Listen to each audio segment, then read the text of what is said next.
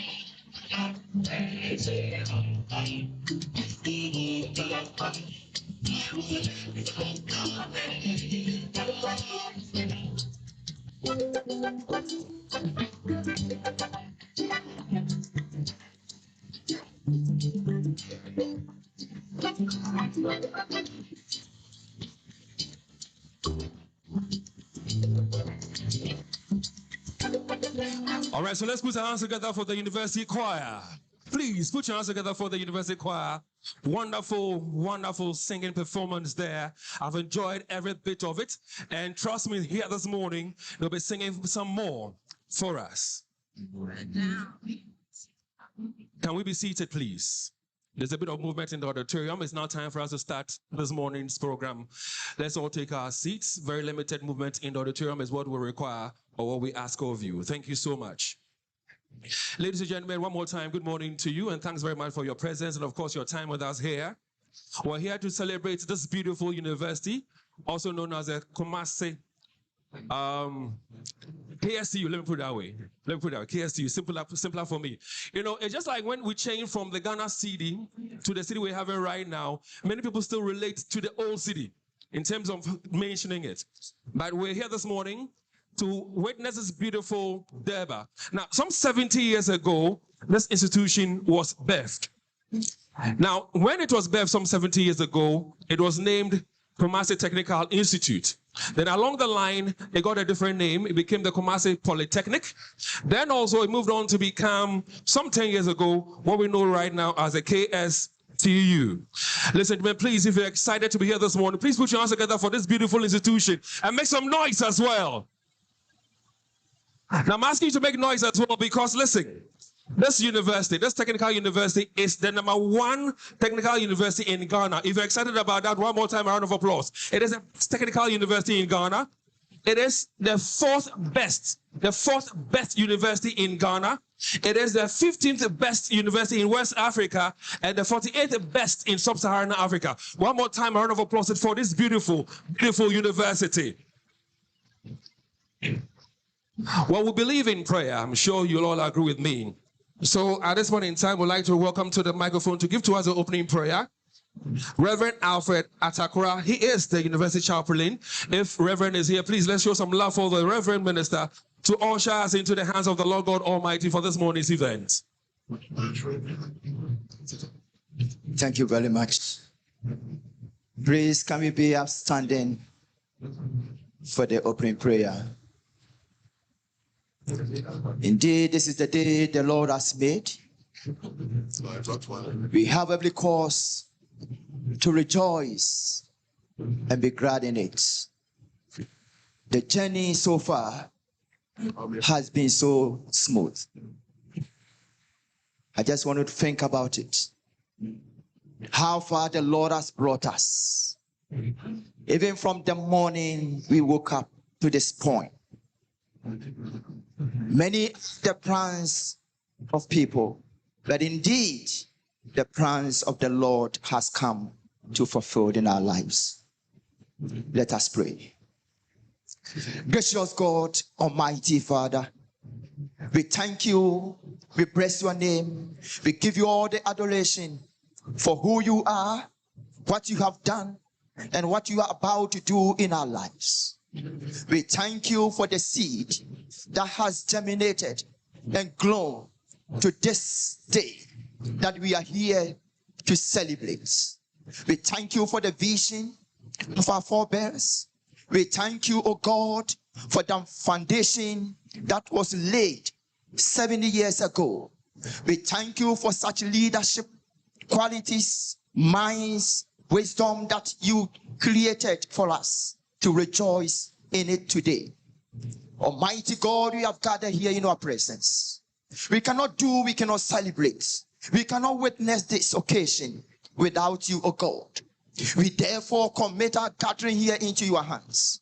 We ask for your presence. We ask for your guidance. We ask that, oh God, be our Lord, since you have been so far for ages past. We commit all speeches, all interactions, and everything to do into your hands, oh God. Bless us, so that at the end of our gathering, we will say, yes, indeed, you have been the Lord that we called for. We trust and believe that we will live here ever refreshed, ever happy that you brought us. For this and many other things we have asked through Christ our Lord. Amen. Well, I'm sure we can say a better amen. If you agree with me, let's say amen. Well, thank you very much one more time. And of course, many thanks to you, sir, for giving to us the opening prayer, Reverend Alfred Atakra, University Chaplain. Ladies and gentlemen, at this point in time, you still see these wonderful ladies and gentlemen to my right. They are still on the days, because at this time, they will be singing for us the school's anthem. So please, let's all stand and listen to the Kumasi Technical University's school anthem. Let's as well. Thank you.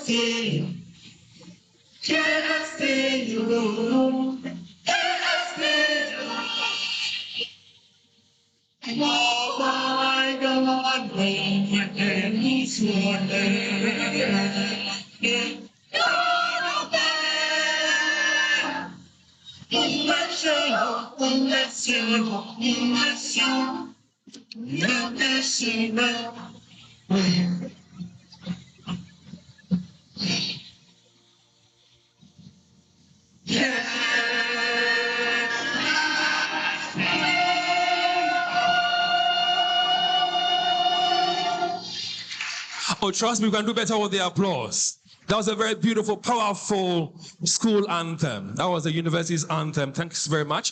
I'll be hearing more of them later on this morning here in this beautiful auditorium at this very great Grand Durbar. Ladies and gentlemen, we're honored to have this morning, representing the Vice President of the Republic of Ghana, the Regional Minister for the Ashanti region, Dr. Frank Amakohene. Please show him some love for me.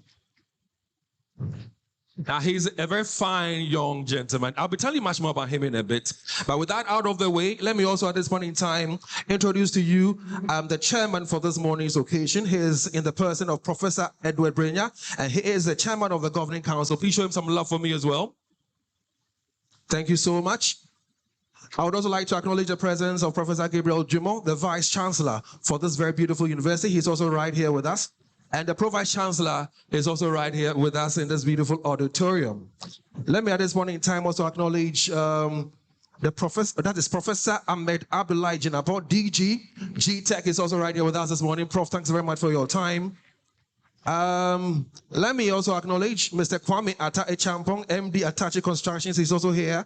You'll be hearing from him later this morning as well. I've seen my elder brother here this morning. He is Amakum Hene. Nana Edumensa is also here. Nana, good morning to you. Thanks very much for joining us. Amu Kamel is MC for Asoka. Amu, when they were singing the school anthem, you were also singing. Did you attend the school? Yeah. Oh, please put your hands together for the MC for Asoka. No wonder he was singing the anthem with a lot of energy in him. I'll be finding out from him what program he read, and then find from the lecturers who taught him how well he'd fared. What? He taught you. One more time, a round of applause for the MC for Asokwa. Now, I can also see in the crowd another brother of mine, Mr. Kakraba Ampe. He's the CEO of Gold Street. There he is as well. And to all of you here this morning, thanks very much for joining us. It's now time for us to, have the welcome address. And to give us a welcome address this morning is none other than the Vice Chancellor of this beautiful university. Now, his profile is, I'm going to say it long, it's tall, but I try to, cut it short. And so, like I said to you a while ago, Professor Gabriel Jumo, his journey to assuming the position of Vice Chancellor has been, characterized by a steadfast commitment to academic excellence. Born at Kote Dodiako, that's where I live, by the way, a suburb of Kumasi in the Ashanti region, his ascent on the academic ladder began with a determination to make a lasting impact on higher education. Now, this ambition was ignited when he saw a fellow Ghanaian adorned in the regalia of a distinguished university, driven by the desire to be part of that esteemed institution, either as a student or a lecturer. He set forth on a remarkable academic journey that has now culminated in his appointment as a Vice Chancellor of Kumasi Technical University. Hailing from a middle-income household, Professor Jumo held education in high regard, leading to his enrollment at the renowned Opokuwari School with student identity AR206.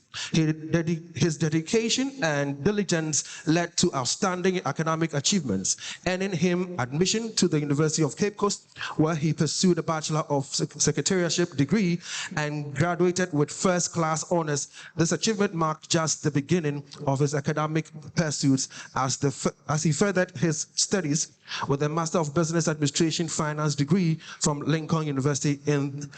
All right, so thank you very much. Do you want to speak to me? All right, so let me just quickly wrap up then. Okay. All right, so I know that we are behind time because we wanted to start the show, the program around 9, but unfortunately we're not able to do so. So ladies and gentlemen, please put your hands together as we welcome the Vice Chancellor of this beautiful university to give us a welcome address. Thank you so much.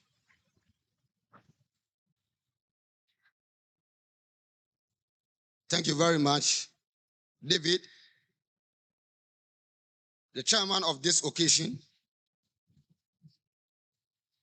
who also doubles as the chairman of the KsTU Governing Council in the person of Professor Edward Brenya, the representative of His Royal Majesty, Balfour Owusu-Amankwah-Etia VI, the representative of the Vice President, Honorable Dr. Frank Amakohene, who is also the Ashanti Regional Minister, the MCE for Asokwa Municipal Assembly, in the person of Honorable Amo Kamel, the Director of Ghana Tertiary Education Commission, in the person of Professor Ahmed Jinapo Abdullahi, Nana Ambekomhene, members of the University Governing Council, vice chancellors of sister universities, past council chairmen, principals, rectors, and vice chancellors, Nananom, key management members of the university, alumni, faculty staff, and students,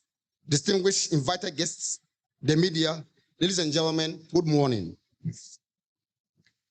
It is with gratitude and immense pride that I welcome you all to the Grand Durbar of Kumasi Technical University. Today, we stand on the threshold of history as we clamor the year-long celebration of our 70th anniversary. From our humble beginnings in 1954 as a technical institute, through our years as Polytechnic, to our current status as the best technical university, the journey has been nothing short of transformative. Mr. Chairman, we are gathered here not just to look back 7 decades of existence, but to celebrate 7 decades of impact, innovation, and excellence. Mr. Chairman, the purpose of today's gathering is in threefold. First, we are here to honor the visionaries who laid the first stones of this institution. We celebrate the transition from a technical institute to a premier technical university that now serves as a pillar of Ghana's industrialization agenda. Second, as we celebrate 70 years of leading technical excellence, this Durbar is a call to action. It is an invitation to our partners, the government, and the private sector to join us as we embark on the next phase of our journey. That is focusing on digitalization, artificial intelligence, and sustainable engineering. Last, Professor Chairman, this gathering serves as a platform to highlight our strides in STEM education, our contribution to technical and vocational education and training, and the countless innovations birthed within our laboratories that are solving real-world problems. Professor Chairman, I am happy to report that as we clamor our 70th anniversary today, some of these innovations from faculty, staff, and students includes: 1, multi-purpose rocket stove with related accessories; 2, multi-purpose food dryer; 3, fish smoker; 4, RC feeder; 5, drones; 6, electronic food warmer; 7, mini cement mixer; 8, quality monitor; 9, tower garden; 10, smart agro waste package; 11, smart bin; 12, agri-ply; 13, motorized Sansi. Professor Chairman, our latest innovation, developed by our staff and students from the Faculty of Engineering and Technology with partnership from the industry, is a regenerative electric vehicle, which we have named it Nimdie Shren REV, REV for short.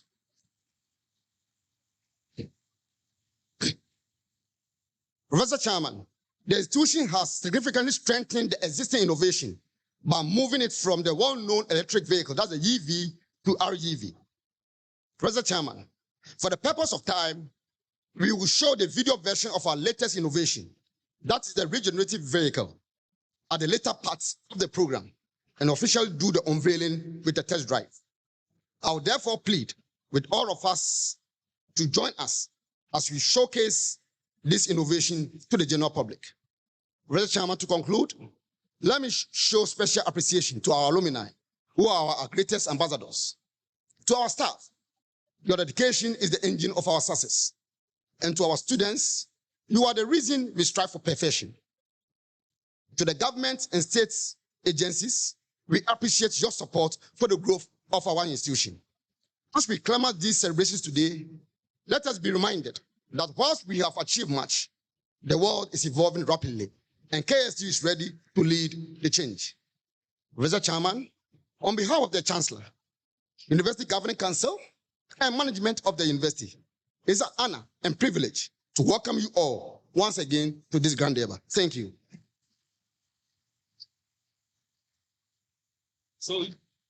So you realize that he talked about, the e-vehicle, I recall yesterday in the morning, I had the privilege of speaking to the Pro-Vice Chancellor, Engineer Obreyeboa. She mentioned this vehicle and asked her, can this vehicle really move? She said, yes, it can. And asked, so can you take me to, let's say, the sports stadium? She says, even if I want to go to Konongo, the vehicle will carry me to Konongo. And so I'm here eager to see that vehicle. If I'm not going to be permitted to drive it, at least I'll be a pilot or co-driver in the vehicle, see how it moves. But one more time, please put your hands together for the Vice Chancellor who just addressed us by giving us the welcome address. The next to speak to us is the chairman of this morning's event. Now, again, his profile is also that long. But let me take my time and go through as many as I can for us all this morning. His name is Professor Edward Brenya, and he is the current chairman of the governing council of this university.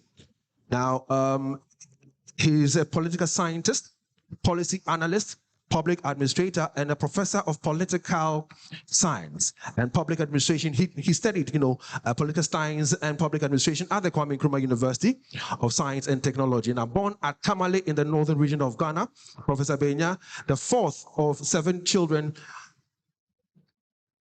who were educators, was, determined to make a difference in life by imparting knowledge on others. Now, this ambition took him through his elementary education in both Ghana and Nigeria, where his parents moved for greener pastures. In Nigeria, Professor Brenya dropped out of school. Well, he dropped out of school, worked as a student to support his parents to take care of his elder siblings. However, when his family returned to Ghana, his determination pushed him to re-enroll at the Kwamang SDA Middle School, where he sat for the Common Entrance Examination. Now, he was given a Cocoa Marketing Board scholarship to pursue his secondary education at the prestigious Opokuwari School and Konongo Odomase Secondary, where he earned his ordinary and advanced levels certificates. He continued his education the University of Ghana, Legon, where he received his undergraduate training in political science with philosophy, and upon completion, he did his national service at the Dementia Palace. Now, his selfless and dedicated service earned him a job as a foundational administrative manager of His Royal Majesty Otumfuo Setutu II Education Fund. Subsequently, he became a beneficiary of His Royal Majesty's prestigious Ohio University Scholarship to continue his education in the United States of America, where he obtained a Master of Arts in International Affairs, that's African Studies, and a Master of Public Administration degree from Ohio Universities.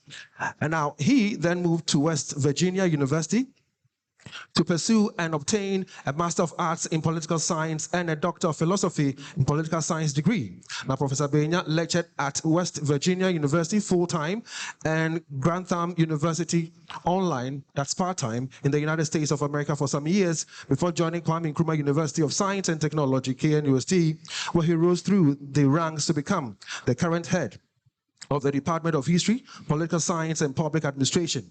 Now, as a coordinator of postgraduate programs of his department, Professor Brenya has nurtured and, of course, made the Master of Public Administration program one of the flagship postgraduate programs of the Institute of Distance Learning, KNUST. Professor Brenya has also introduced the Bachelor of Public Administration program, both at the department and, of course, the IDL stream. He has also supervised the introduction of several programs, including the MA and PhD in Political Science, and increased the enrollment for all programs of the department. Professor Brenya has, imparted knowledge, supervised, and of course, mentored several students, many of whom are now faculty members, legal practitioners, and senior administrators in institutions and organizations in both Ghana and abroad. Now, he has published several articles in reputable journals in the area of public health and tobacco control policy, public administration, petroleum and energy politics, and of course, policy, democracy, and democratization, and public finance and budgeting, among others. He is currently the president of several research think tanks, including president of Otumfuo's Fellow Confederacy of Governance Assessment Institute, and the Director of Politics and Governance at the Ghana Institute of Governance and Security. He has also chaired and served on several statutory and non-statutory committees, assessed programs for accreditation by the Ghana National Tertiary Commission, that is GTEC, assessed promotion of documents for some institutions, and served as an external examiner for several reputable academic journals. Professor Edward Brenya is married to Patricia, and they are blessed with 3 adorable children. Ladies and gentlemen, please, now Edward, Jude, and Angelina. So please, with a round of applause, let's welcome our chairperson to join us and give us a few words. You know, when I raised my head after reading this long profile, I was checking out his shoes. For somebody who's in a shoe shine before, I'm hoping that his shoe is spotlessly clean. And of course it is. One more time, please, our chairman for this morning's program. David, thank you so much for that wonderful introduction. I'm humbled. Honorable Dr. Frank Amwakuhin, Regional Minister, Asante Region, and the representative of the Vice President, Professor Ahmed Jinapo Abulai, Director General of Ghana Tertiary Commission, and the representative of the Honorable Minister of Education. Nana Afo Osu Amankwatia VI, Bantimahine, and the rep of His Royal Majesty Otumfuo Osei-Tutu. Nana Edumensa Asare Amakonhene, Vice Chancellor and senior management, members of council present, deans and directors, senior management and other members of staff, heads of sister institutions, alumni of university, friends from the media, students, ladies and gentlemen, good morning. It is yet another opportunity for me to welcome all of you to Kumasi Technical University for this grand Durbar, which clamouses the university's 70th anniversary celebration. We gather here today to join forces in pushing the developmental agenda of this great institution. It is heartwarming to see individuals and groups such as alumni, captains of industry, members of government, and others from academia coming back home to their alma mater. It is a movement of reflection, renewed commitment to the growth and advancements, as well as re-education to the cause of Kumasi Technical University. Today's Durbar offers us the opportunity to celebrate the achievement of this great institution over the past 70 years and recognize the invaluable contribution of our alumni and partners, and also to reaffirm our shared responsibility in shaping the future of this great university. We have been celebrating 70 years of academic excellence, steering the wheels of technical and vocational education, which happened to be the theme for the entire anniversary since its launch in 2024. The theme constantly reminds us that while we take pride in how far we've come, we must remain focused on the journey ahead. I see this gathering as a platform to strengthen the bond between the university and its alumni, government, and other stakeholders to deepen the partnership and inspire continued support for the university. Distinguished ladies and gentlemen, your presence here today means a lot to us. I therefore urge all of us to recommit ourselves to the total advancement of KsTU. Once again, on behalf of the leadership of the university, on my own behalf, I welcome you all to this memorable occasion. Thank you. Well, thank you very much, sir, as well. Next to address us is the fine young gentleman representing the Vice President of the Republic of Ghana. And he's here to bring to us a message from the Vice President. So he'll be presented to us a special guest speech in a bit. But before he does that, let me also give you a profile of him. I mean, this young man has a very beautiful wife, and on social media, actually, do a lot of things. Sometimes I envy him. And he's brought beautification to the Ashanti region. Not too long ago, we all have seen, if you've used the Asqua interchange, you've seen the beautiful artwork put together by young students of this very Republic of Ghana. And if I sit back and observe what he does, the depth of love he has for this region, and the fact that he wants every young person to thrive, I'm always happy to be associated with him. But that's just my own way of introducing him. Let me tell you what is on paper. His name, like I said, is Dr. Frank Amokohene. He's a Ghanaian medical professional, a politician, and a youth leader. Currently serving as Ashanti Regional Minister, widely regarded as one of the youngest individuals to occupy this high office in Ghana. Now, he represents a new generation of leadership focused on innovation, inclusivity, and development. Born on September 24th, 1990 in Accra and hailing from Nsuta, here in the Ashanti region, Dr. Amokohene's academic journey reflects both excellence and determination. He attended Osei Tutu Senior High School before proceeding to the University of Ghana, where he earned a Bachelor of Science degree in Medical Laboratory Sciences in 2014, and later completed his MBC HB in 2020. He further advances expertise with a Doctor of Medical Laboratory Science degree from the University for Development Studies in 2023 and an MBA from Accra Business School in 2024.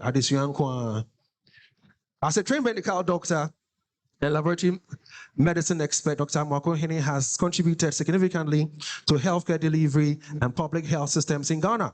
Now, his background in medicine has shaped his approach to governance, particularly improving healthcare access and policy development.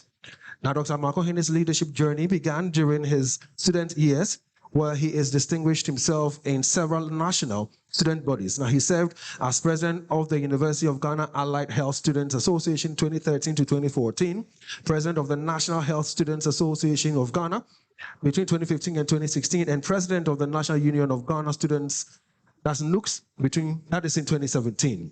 His transition into mainstream politics saw him contest as the National Democratic Congress NDC parliamentary candidate for Mampong in 2020. He later rose to become the Ashanti Regional Secretary of the party, further solidifying his influence within the political landscape. In January 2025, he was appointed Ashanti Regional Minister, making his history as the youngest person to hold this position in Ghana. In his role, he oversees regional governance and spearheads development initiatives across key sectors, including healthcare, infrastructure, and education. Now, beyond politics, and I'm happy to say education, because beyond politics and medicine, Dr. Amokohene is committed philanthropist. Now, he is the founder of the Frank Care Foundation, an initiative dedicated to improving healthcare accessibility, supporting education, and providing social assistance to underdeserved, communities, underserved communities. Dr. Amokohene embodies a blend of professional expertise, youthful energy, and a deep commitment to public service. His leadership continues to inspire many young Ghanaians, positioning himself as a key figure in shaping the future of governance and development here in the Ashanti region and beyond. Now, before he mounts the stage to speak to us, this young choir is here, that's the university's choir, to sing for us this national anthem. So, because he's here representing the vice president, let's all stand and enjoy the Ghana national anthem, after which the minister will address us. So here we go.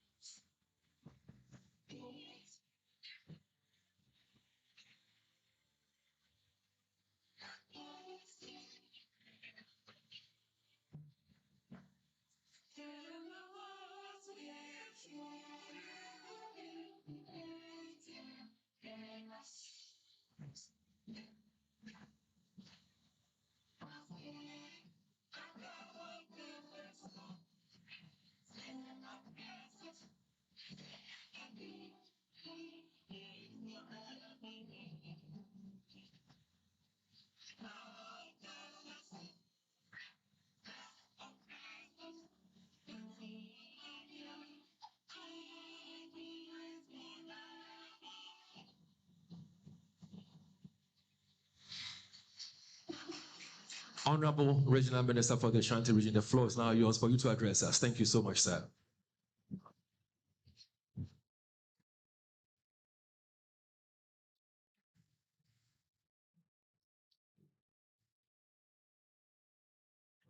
Thank you very much.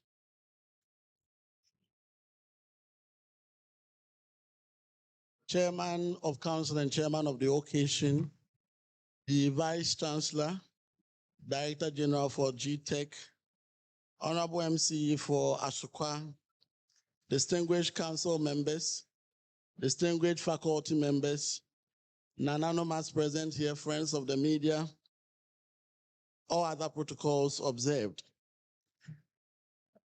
I bring you warm greetings from His Excellency the President, His Excellency John Dramani Mahama, and most definitely the Vice President, Professor Jane Nana Obuku Ajiman, in whose stead I stand today to address this August gathering. The Vice President wished to be here herself. Unfortunately, the President had to do some continental assignments at the UN, which I'm sure many of you witnessed over the weekends. On that accord, the President had assigned her to undertake some additional activities on his behalf, the reason for which she needed to delegate so that I represent her in this noble gathering. So it is immense pride that we stand in honor of today on this historic 70th anniversary celebration of the Kumasi Technical University. 70 years is not merely the passage of time.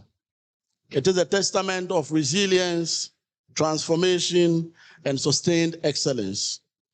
Today, we gather not only to celebrate this milestone, but we also reflect on the remarkable journey that has significantly shaped technical education here in Ghana. From the beginning of this institution as the Kumasi Technical Institute, here we stand here as Kumasi Technical University, one of the premier universities here in Ghana, and most definitely the best technical university here in Ghana. A round of applause for yourself. We want to commend the leadership of the school for preserving the dignity and the culture of this institution. Because 70 years, you may be tempted to lose what actually the foundation of this school stood for. But to preserve the institution and its culture for this number of years indicate and signifies the fact that leadership is not only determined in making sure you strive for academic excellence, but you are also interested in making sure you bring out the best of your students so that they come out as people who are ready to serve industries for the country. As a government, we want to assure you that we will continue to provide all the needed support that will help make teaching and learning environment as conducive as possible. We are ready to ensure that all the needed educational infrastructure. It's fine. Okay.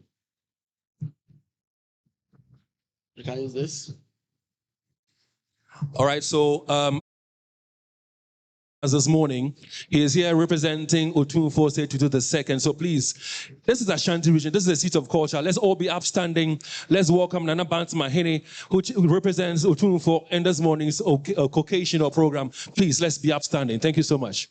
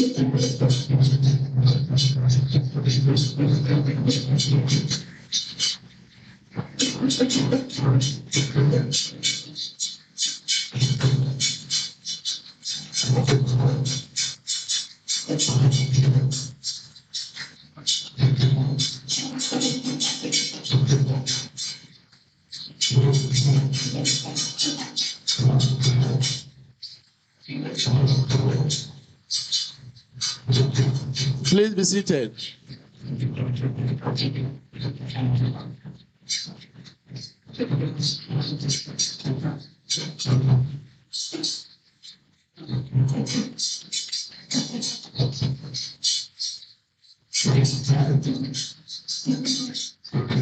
And so, Nana Bantamahene, on behalf of the organizers of this morning's event, we say thank you very much for gracing this occasion with your presence. God bless you. Honorable Minister, please, over to you. Thank you. Thank you very much. Nana Bantamahene, you are warmly welcome. Nananom, the chairman of the occasion, Vice Chancellor, as I was rightly indicating, the government is proud of the leadership of the school for maintaining the institutional culture, preserving the integrity and ensuring academic excellence. Beyond which the government, on behalf of His Excellency the President, wants to assure Nananom and the leadership of the school that we are ever ready to ensure our contribution towards the infrastructural development of the campus and ensuring that we promote academic excellence and also promote a very conducive environment for teaching and learning. Having said that, we want to also especially acknowledge the presence of the alumni here in this gathering and also acknowledge your contribution to this campus and its development over the years. It is very appreciable that as the institution invests in you, you also turn back to come in and support the campus and come in to support your colleagues or your younger students who are going through various educational programs here on campus. So we want to encourage all year groups that this is the beginning of a new chapter for the KsTU, for which reason we need to be more organized as an alumni to have a much more greater impact or effect on the campus. On the students gathered here, note that this is the beginning of your journey into greatness, and don't look down on yourself, thinking that you are only going through the process of having been trained into your respective fields or your respective professions. Know that your knowledge, even as students, can be the source of innovation that will transform the country and, for that matter, the continent. And Nana Chairman, I am glad to note that with collaboration with industry, you have actually invented the first ever regenerative electric vehicle here in Ghana. And I want to appreciate that effort. We can only thrive on collaborations. We can only thrive when we give the young people an opportunity to even be able to exhibit their talents, even as students. It builds their confidence so that when they are or they find themselves in the real life situations, they are able to even troubleshoot and be able to solve any problems that may arise from the field of practice. So I want to assure you that government is ready to support you to explore and also to support you to be able to form all the collaborations you need. It doesn't only have to be with the industries. It can be at institutional level. We have KNUST here in Ashanti region. We want to see more collaboration between KsTU, KNUST in helping us solve more practical issues as we have here in the region and also as a country. Over the weekend, you saw what our senior high school students are doing in the area of city beautification and city greening. I want to also acknowledge the partnership the RCC has had with the KsTU, especially with sanitation and also with city greening efforts. We want to assure you that we will continue to deepen this collaboration in making sure that we are able to integrate our campuses in the real life situation of solving the problems of our region. As we live here, and on behalf of His Excellency the Vice President, we want to wish you all a happy anniversary celebration and want to appreciate all that you have been doing for the Ashanti region and Mother Ghana for that matter. We say long live Kumasi Technical University, long live the Ashanti region, long live Mother Ghana. Thank you all for your kind attention. All right, so Region Minister, don't leave me yet. Don't leave me yet, please. Oh, you can do better with that, of course, for me, please. And then the student from KAS, the cultural troop from KAS, if you can hear me, join me here in the auditorium, the cultural troop from KAS, they're going to help you. I understand you have other programs to attend to, so he's going to take leave of us. But we sang the anthem before he gave us the, presentation. We want to escort him with a cultural performance. But you know what? I attended a funeral. And I've said this a couple of times. And when you go to a funeral, I don't know how the cultural performers, how they're able to pick somebody out and disturb the person. So like that you're in a queue and you're going, then they come and they start dancing around you. You have to dip your hand in your pocket. That day I didn't have money. And then I was in this group and we're going to greet. And they started dancing. And this young girl came to me. Minister, no, sir. For me, me left and right, that's attention you have for me. Minister, or that's all, sir. So she was dancing. Okay, the girl said yes. So while she was dancing, she said 0244. And I'm like, hey, so please, before you step down, before they usher you out, please look for some 5 cities or 10 cities. And then the more 10 cities will meet me there. But please put your hands together for the regional minister for the Ashanti region, Dr. Frank Amokhene. He's taking leave of us right now because he has other engagements to attend to. And the cultural performance, hey, KAS, my friend from KAS, regional minister, thank you very much. Also, was going to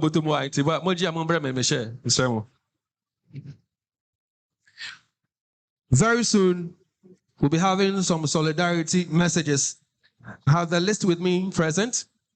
So if you know that you have to deliver a solidarity message this morning, please get yourself ready.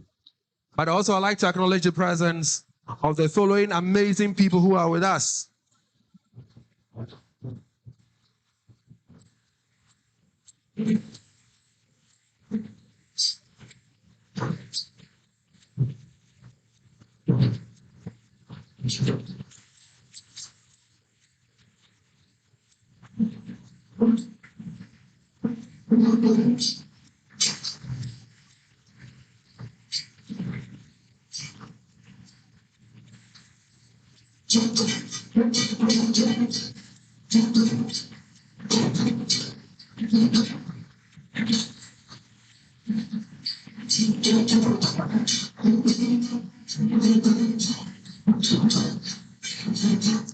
All right, thank you very much. Please put your hands together for them for me. They'll be doing some more performances for us later this morning.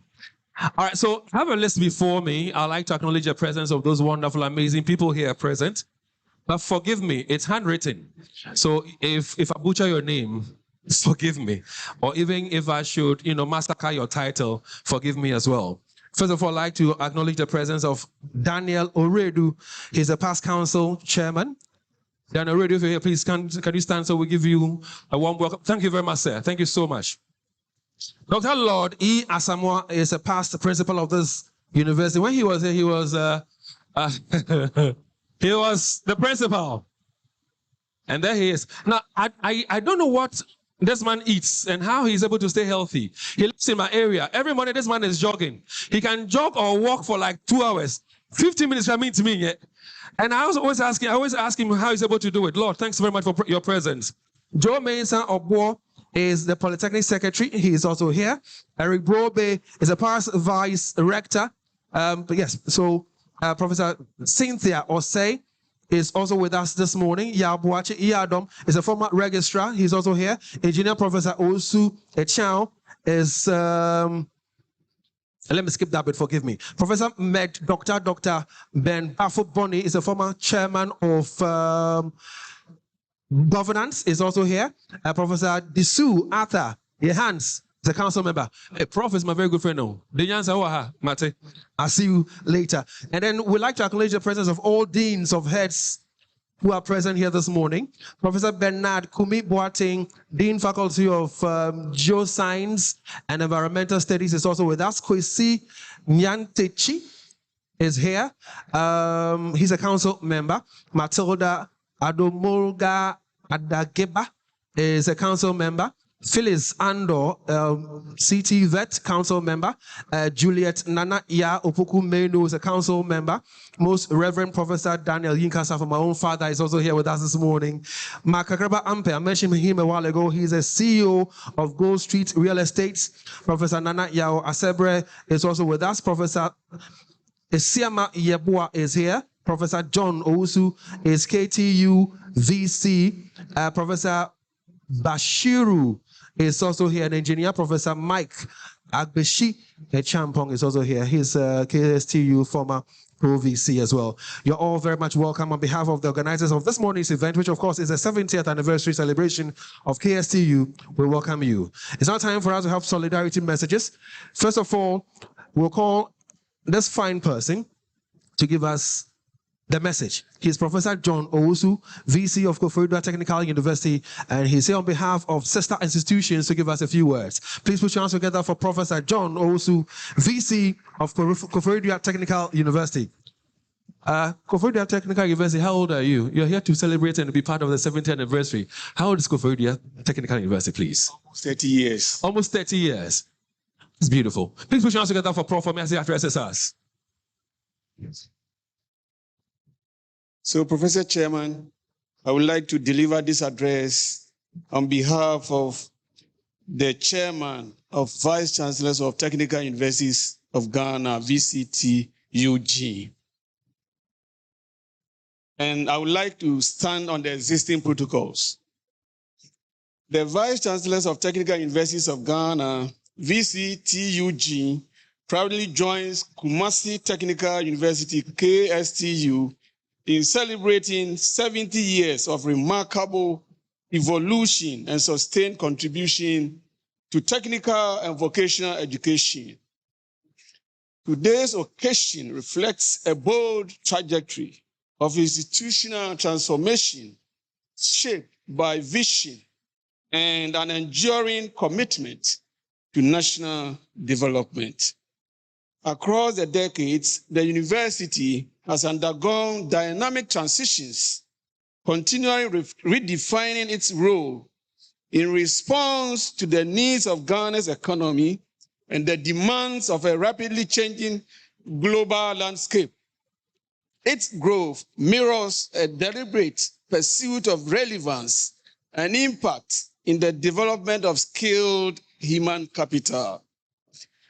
The VCTUG honors the pioneers whose foresight set this journey in motion. We also recognize the dedication of successive leadership, management, staff, students, alumni, and all stakeholders whose collective efforts have driven years of progress, renewal, and achievement. Your contributions have elevated the university into a respected institution with both national significance and expanding global reach. As this celebration unfolds, it also serves as a moment of reflection on the values of unity, stability, and peace that continue to sustain academic communities and national advancement. On behalf of the VCTUG community, I extend our warmest congratulations and best wishes for continued transformation, greater engagement, and enduring excellence in the years ahead. Congratulations, KsTU. Thank you very much.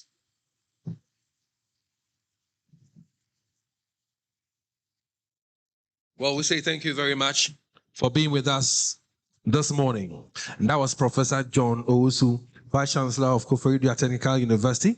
He gave a message on behalf of sister institutions. Next to address us is Mr. Kwesi Nyameche. He's CEO of Vesta Oil, and he's doing this on behalf of industry. Please show some love. Welcome warmly, Mr. Kwesi Nyameche, CEO, Vesta Oil.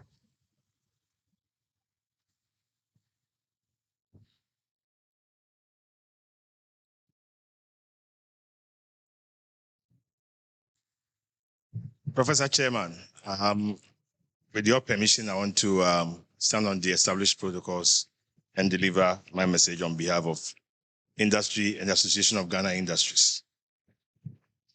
On behalf of the Association of Ghana Industries, I extend our warmest congratulations and heartfelt commendation to the Governing Council, management, staff, students, alumni, and all stakeholders of KsTU on the remarkable milestone of your 70th anniversary.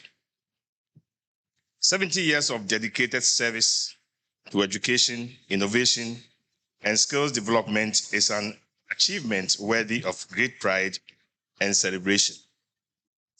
Over the decades, your institution has distinguished itself as a center of excellence in technical and vocational training, producing highly skilled graduates who continue to play pivotal roles in driving industrial growth, technological advancement, and national development.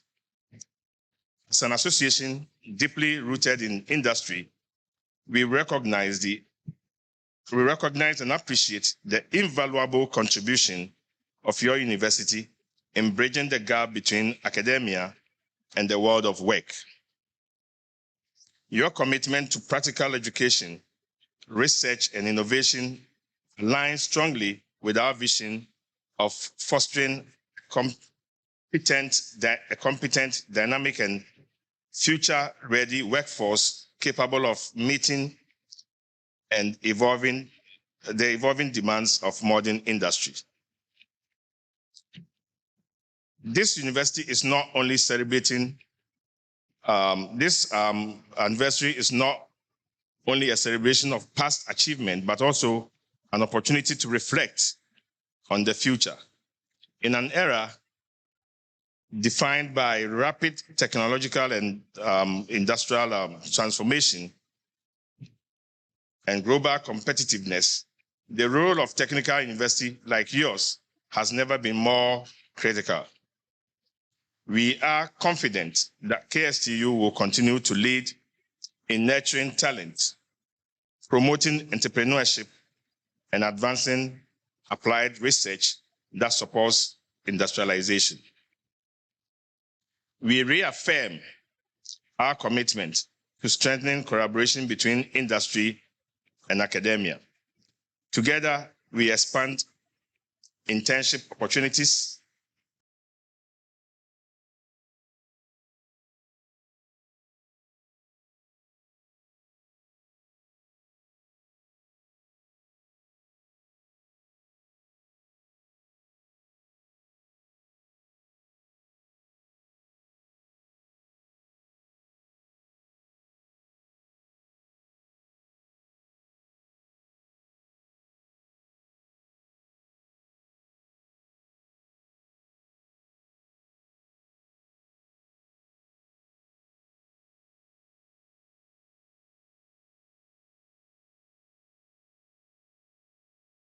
ways to import or source for some of the solutions elsewhere.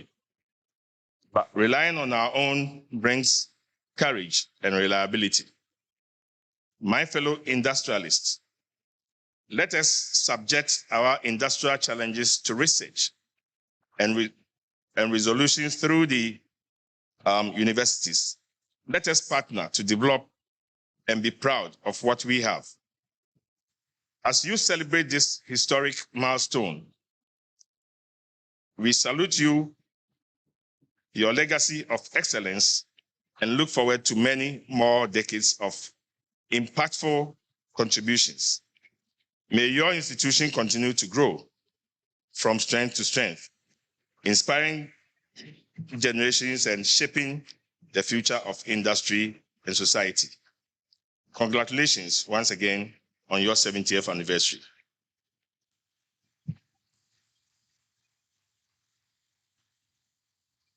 So that was Mr. Kwesi Nyameche, CEO of Vesta Oil. He spoke on behalf of industry.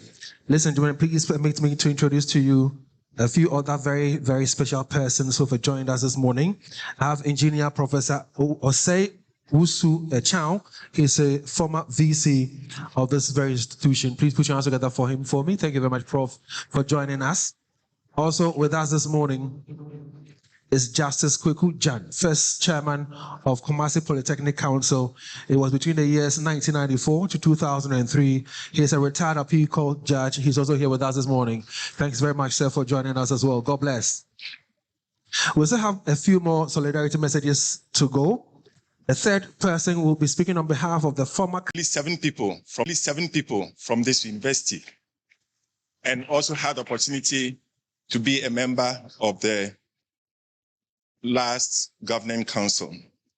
Now, the council congratulates this university on the 70th year milestone.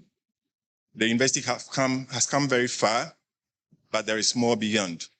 Oh, I also forgot that the Pro VC was very instrumental when I was developing the Kumasi on-street parking management project, which has helped Kumasi since 2006. Now, as a person who is very much interested and has a lot of passion for technical education and vocational training, I see technical universities sitting at the apex of technical and vocational education and training, and therefore need all the support and drive to add to knowledge, innovate, so that we can create wealth, create employment, and also support the national development agenda. And on this occasion, I'll take this opportunity to urge government, the governing council, and management of the university to find collaborative ways to promote TVETs, because we all acknowledge that it is the way to go if we can transform the fortunes of this nation. Finally, we want to congratulate the university for its 70th milestone and all the achievements that they have scored. But we know and believe that with all the efforts that the governing council and management will put in, there is more to come. And this regenerative automobile that we're going to launch today is just the beginning of future developments that would occur in this university. Thank you and congratulations. Well, thank you very much, Mr. Kakraba Ampe, as well. We appreciate your presence and those words as well. So we have two more to go. We're done with three. We have two more to go. The next is going to be speaking on behalf of former key officers. And so let's welcome Engineer Professor Osei Wusu Echao. And like I said, he's going to be speaking on behalf of the former key officers. Show him some love. Put your hands together for Prof, as he joins us as well to give us a few words. And these are all solidarity messages. Thanks very much, Prof, for your presence and for, of course, accepting to give us a few words.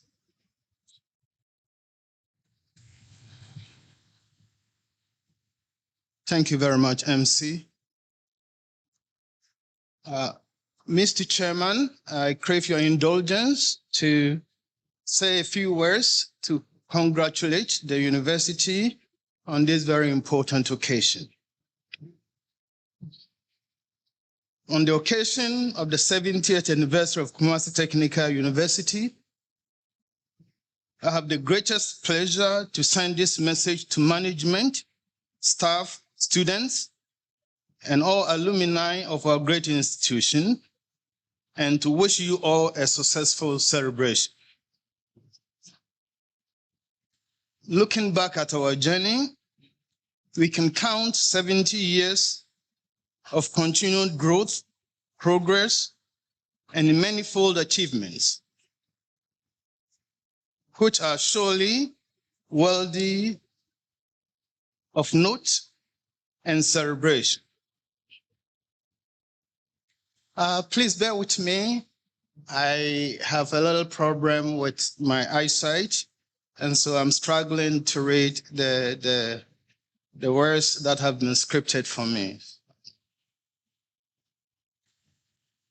It has been a journey that has produced many notable entrepreneurs, engineers, academics, and public servants anchoring the development of this nation. Our academics are counted as worthy contributors to global scientific and social achievements. But perhaps there's no better manifestation of our success than being counted as the best technical university in Ghana and among the very best of all universities in Ghana and in the sub-region. These are surely milestones to be proud of and worth celebrating. Given what progress we have made in these past years, we are confident that we now stand on a firm ground and have reason to look forward to many more years of continuous growth and progress. It is my singular hope that as we forge ahead into the future, we will continue to be guided by the good Lord, our legacy, our proud history, and a rigorous pursuit of our mission. If we will do so, our vision of becoming a world-class institution will, in the very near future, become a reality. On that note, I once again wish you all a glorious celebration. My heartfelt congratulations to you all. Thank you very much. Well, thank you very much, sir, as well. We're grateful to you. Engineer Professor Osei Usue-Chow, and he spoke on behalf of former key officers. The very last solidarity message for this morning's occasion or event, which of course is the grand debut for the 70th anniversary of the Kumasi Technical University. He will be speaking on behalf of the alumni. Engineer Professor Bernard Kumi-Boateng is a fine gentleman I'm talking about. Please show him some love with a round of applause as he speaks to us on behalf of the alumni.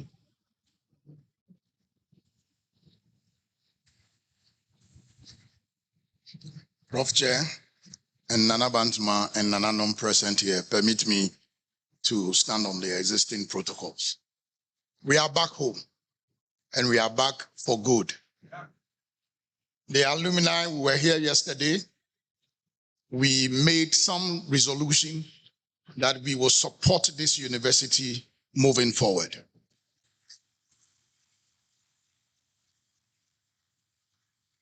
We want to assure the students that you are in the best place.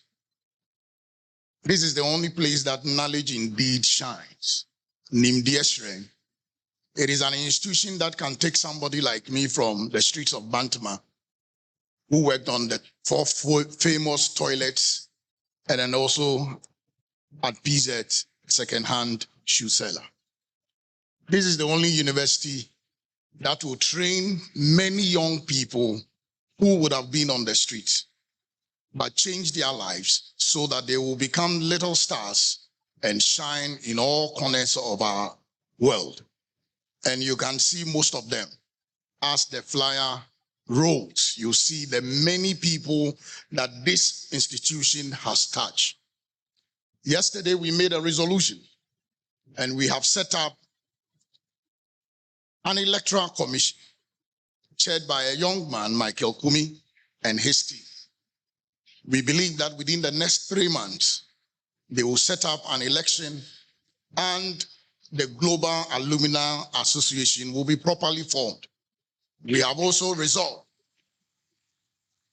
that we will pay an annual dues of a minimum of 200 Ghana cedis, which those of us who can afford to pay more will do so.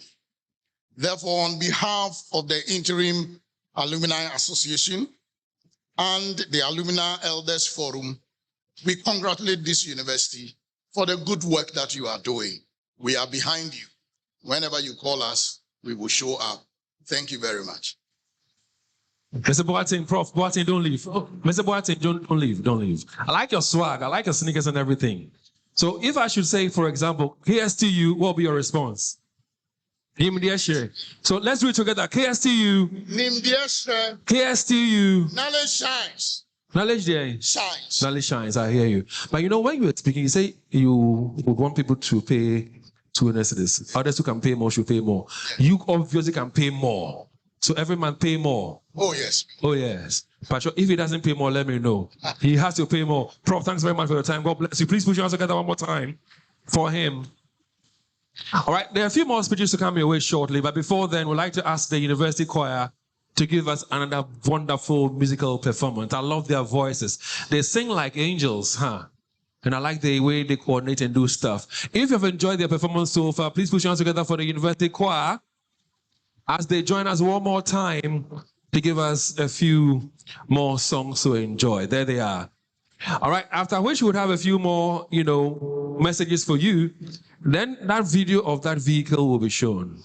I'm eager to see the video, but more importantly, eager to see the vehicle and also sit in the vehicle. I'm eager to see all that. Ladies and gentlemen, please, let's be snappy. Let's be quick with this, please. Thank you very much. It's all about the 70th anniversary of this very beautiful institution. Like I said, as we are very much aware, it was birthed some 70 years ago as Kumasi Technical Institute. Then it metamorphosed into a polytechnic and now a full-fledged university. Beautiful indeed. They are number one when it comes to technical universities in Ghana, the best technical university in Ghana. Number 4, best university in Ghana. And of course, 15th in West Africa and 46th in Sub-Saharan Africa. 48th best university Sub-Saharan Africa. Charlie, they've done so well. I believe that the choir is ready to sing for us, so please enjoy.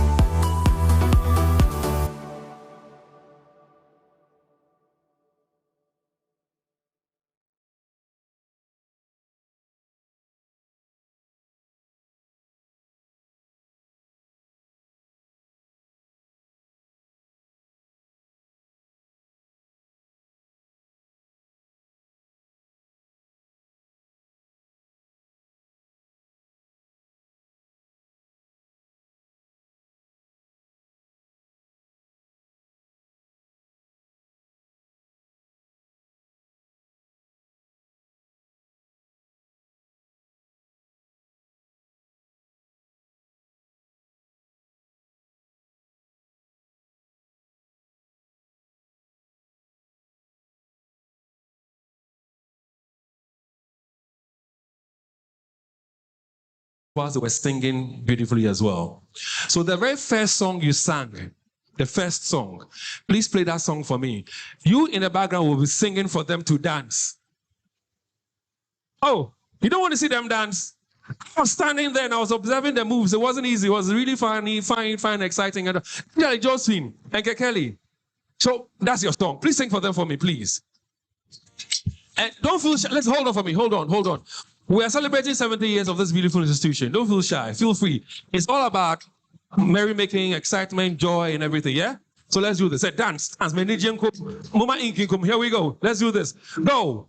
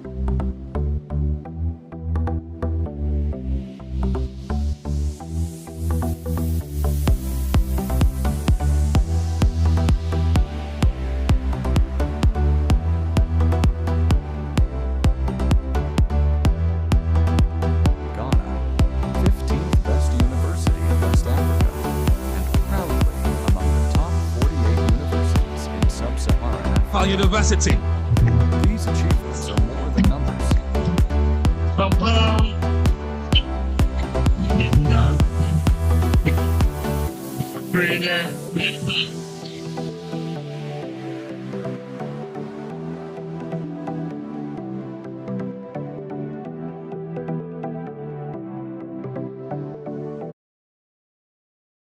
Yeah, you do this. You know what you're implying. Me, I don't know what you guys are laughing about. Please put your hands together for the choir for me. Thank you so much. All right, so Nana Bantamahini and Council Chair, and of course the Vice Chancellor for this beautiful institution. We had Nana Amakumhene join us. That is Nana Edu Mensa, but he has another engagement to attend to. So he says, I should tell you that he'll be leaving shortly. So when you see him leave, it's not because of anything than the fact that he has to be at another event. I'd also like to acknowledge the presence of Mr. Oh, Charlie, is it Amu? Listen, he's the CEO of Obuasi Beaters, and he's here this morning. I believe the name is Amu Collins. If I didn't get it right, forgive me. But he's Amu Collins, and I'm sure that he's also an alumnus of this beautiful university. Please put together your hands for the CEO of Obuasi Beaters Company Limited, Amu Collins. Where is he? I would like to see him. Oh yeah, young man. Obuasi Beaters, what does he do? Does he tell the body? Oh, boss, talk now. He gives Caliphy. Listen, when we are done, he will serve us Obuasi Beaters. We'll all enjoy some Obuasi Beaters this morning. Aha, you're happy. Thank you very much. Ladies and gentlemen, the program continues. And shortly, we're having a few more speeches and addresses. Now, before that comes our way, I like to correct something I said earlier. I talked about that fact that we're going to watch a video that was going to be on the car. It's not going to be on the vehicle. It's a legacy project, I'm told.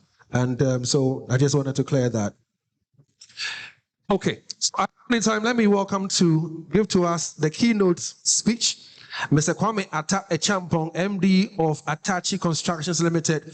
He's one of the very best contractors in Ghana right now in terms of roads, in terms of buildings. This man is a man to engage with. In fact, we have championed on Radio on Love 99.5 the fact that the Krofum market has been stopped for so long. He's a man working on the Krofum market project. And when I spoke to Zuba on radio, that's the mayor on radio, he assures us all that he'll be in December. Are we on track, Atachi? He says we are on track. Please put your hands together for Mr. Kwame Ata Echampong. He's, like I said, the MD for Hitachi Constructions Limited. He is here to give to us a keynote speech, and there he is.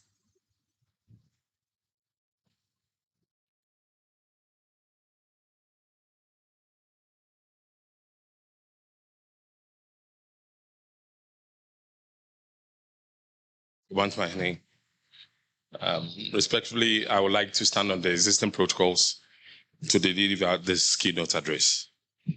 And before I start, we started our collaboration when my warfare, Prof. Lord Samoa, and my boss, Daniel Oredo, were in the helm of affairs at this university. And then it's worthy to note that from that time, we've had about 12 project managers and engineers from this institution.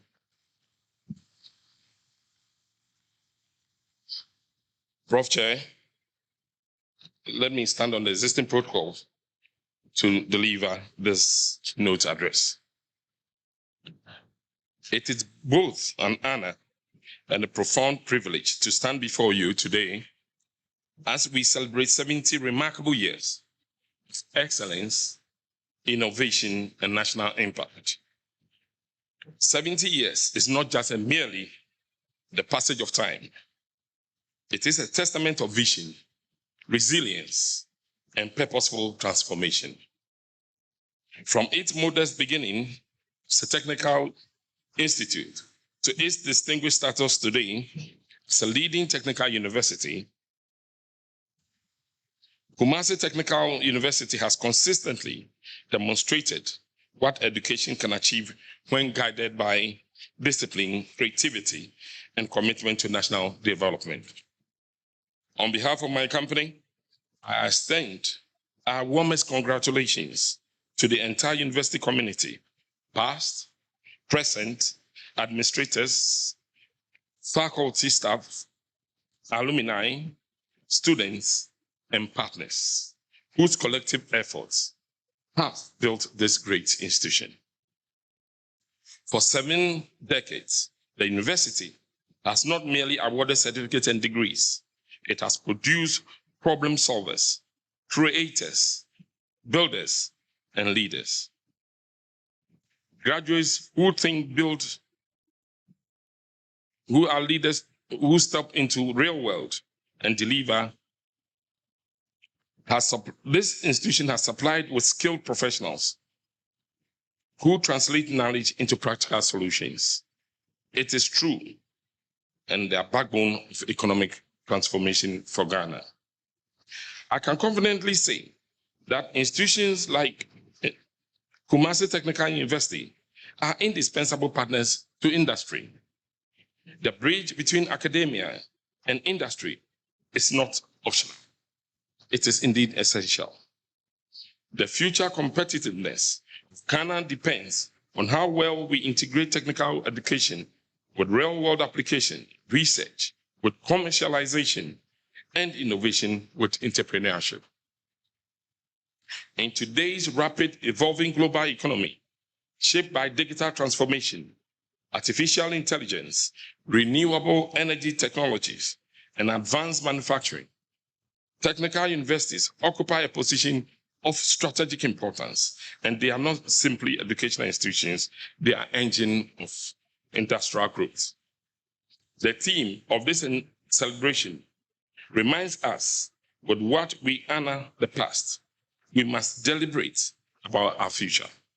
The next 70 years demands greater agility, deeper industry collaboration, stronger research capacity, and a renewed focus on entrepreneurship. The work of Kumasi Technical University matters even more in today's environment because industry are changing rapidly. Ladies and gentlemen, technology is reshaping how we work, from digital systems to automation to growing demand for sustainability and efficiency. Today, companies are not just adapting new tools. They are restructuring how we work. There is a problem. Globally, a large number of employers say they cannot find people with the right skill to employ.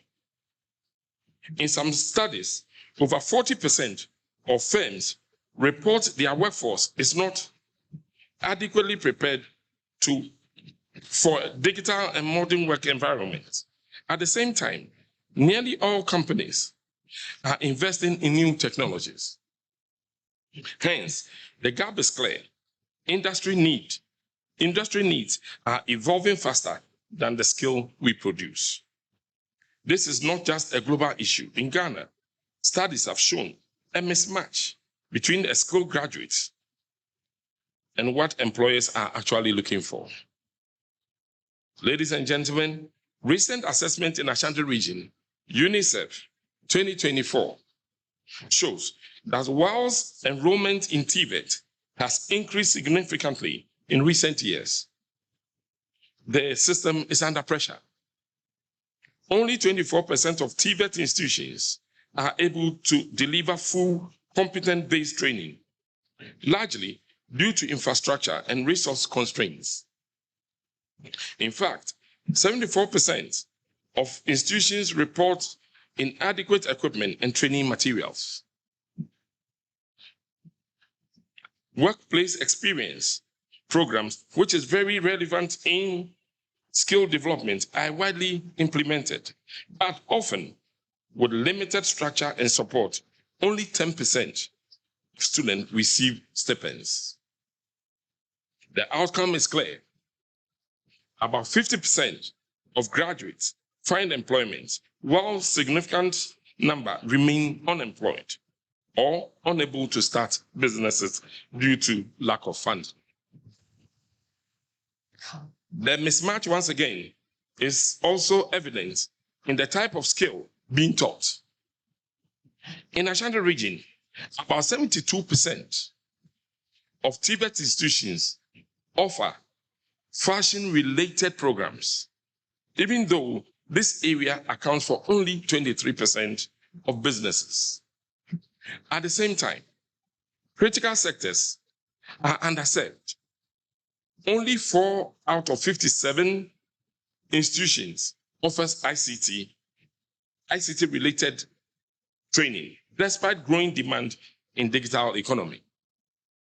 For agriculture, which remains central to Ghana's development, only 1 out of the 57 in Ashanti region offers formal training, despite strong demand from agro-processing and related industry.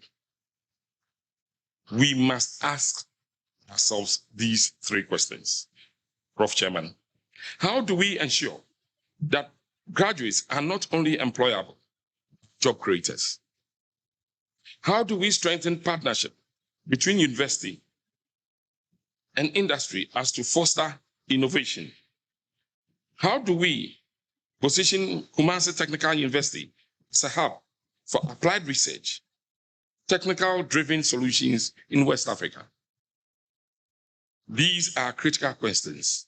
Respectfully, the answer lies in intentional and structured collaboration between academia and industry. There's a strong evidence on what works. Programs that combines classroom learning with real workplace experience consistently performs better. In multiple studies, the majority of training programs that include internship or apprenticeship led to higher employment and better earnings for participants. Countries that have taken this seriously show these results. In Germany and in Switzerland, the dual training system ensures that students split their time between school and industry. Many of them transition directly into employment with the same companies where they are trained, like what we've done. In Singapore, the focus has shifted beyond initial training to continuing skill development with structures for workers to keep upgrading their skill throughout their careers. The pattern is consistent, where technology, training, education is closer, the outcome improves. We from Atachi Group believe industry must move beyond being consumers of graduates or becoming co-developers of talented professionals. We therefore propose 3 practical directions from the future. First, industry must participate directly in curriculum design to ensure graduates possesses skill aligned with modern production systems, project management practice, and emerging technologies. Second, internship must evolve into structured industrial residences where students spend meaningful period with companies, contributing to real projects and solving real problems before graduation. Third, universities must become spaces where ideas are converted into enterprises. Industry should partner universities to fund research labs, innovation hubs, and prototype workshop that support startup and applied innovation. When academia and industry move in harmony, this nation would prosper. To be fair, Ghana already began taking important moves in this direction. Ghana's shift towards competence-based training is a major step. It shifts the focus from theory to actual skill. The development of national TVET policy provides a stronger framework for coordination and quality assurance. There are also ongoing efforts to strengthen industrial linkages, including structured workplace experience, partnership with companies, practical training programs aligned with emerging sectors. In addition, ladies and gentlemen, hundreds of instructors and facilitators have received training to improve how technical skills are delivered. These steps show clear recognition of the problems and their willingness to address it. But progress has to be scaled up and deepened. Industry involvement must become more consistent, and workplace experiences must be treated as a core part of the training. At the same time, ladies and gentlemen, stronger systems are needed to track outcomes and respond to changing skill demands. We must also place equal emphasis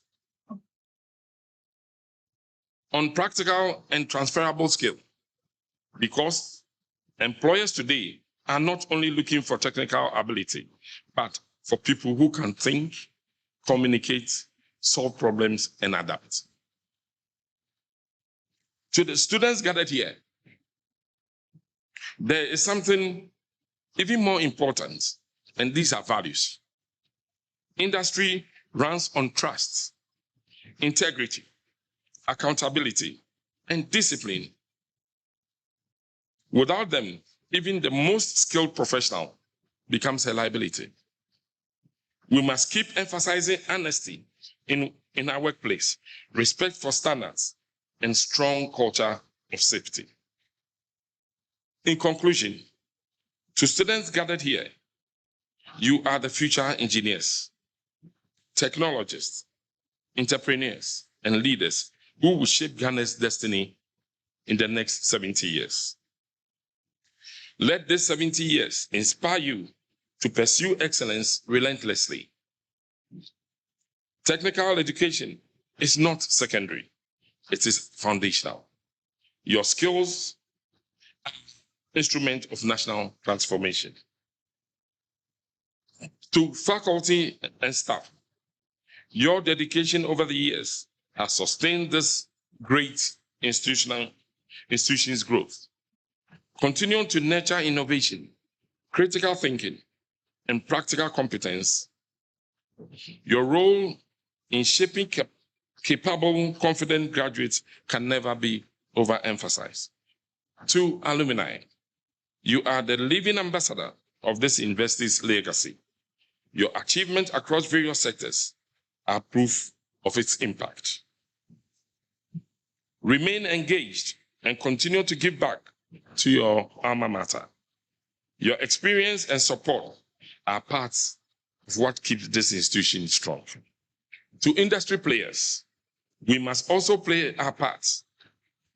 We must invest in talents, support training, and open our doors to the next generation. Not just as employers, but as partners in developing skills. As we celebrate today, let us remember, legacy is not inherited. It is built daily. The true honor of 70 years of existence will be measured by the courage with which we embrace the future. May Kumasi Technical University continue to rise as a beacon of technical excellence, a catalyst for innovation, and a pillar of national development.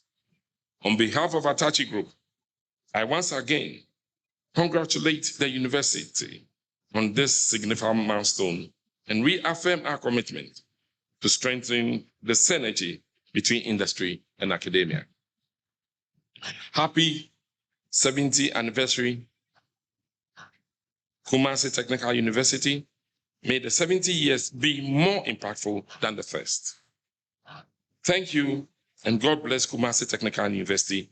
God bless Atachi, and God bless my homeland, Ghana. Let's be all right. Well, I would say it's deep, and not just deep, but very, very solid. You've pricked my mind, and I'm sure that you've pricked the minds of many in this beautiful auditorium as well. And amongst all that you said, I like the fact that you want us to bridge, academia and industry and what they do. I recall vividly when I had this conversation yesterday with the Pro-Vice-Chancellor of this university yesterday on my show.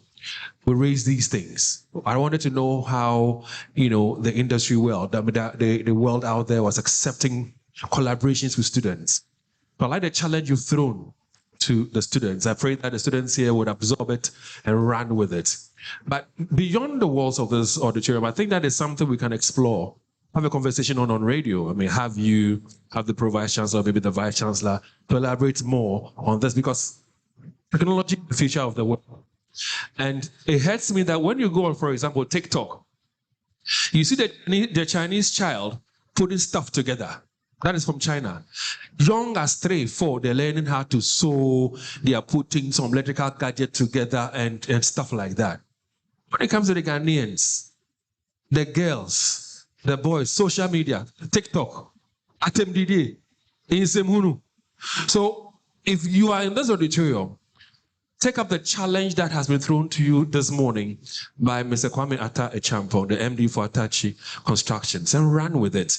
This beautiful vehicle you put together, let's see how you put it together on social media. From the very inception, the discussions, the meetings, the building of it. That's what we want to see. That tells us there is this hope for Ghana. Atachi, one more time, thank you very much. God bless. One more time, a round of applause for Mr. Atta-Kwame Echampo, MD for Atachi Constructions, for that beautiful, beautiful, message to all of us. It's not time for us to watch what they call the Legacy Project. It's a project that the university has taken upon itself to put together for the benefit not just of students and staff of this university, but for all. So watch the screen and enjoy the video of the Legacy Project. But don't just watch it. At the end of the video, we'll be showing or giving to you some numbers and some accounts. Please take note of those numbers or those account numbers. And if you're attached to contribute to Legacy Project, you do so. To the ICT team, it's now time for us to watch this Legacy Project. But once the project is done, in terms of showing it, leave the account numbers on for a while so others can pick up those account numbers and do the needful. For now, let's enjoy the video. Thank you so much. Technical University Platinum Medical Center. The approach to building. The frontage.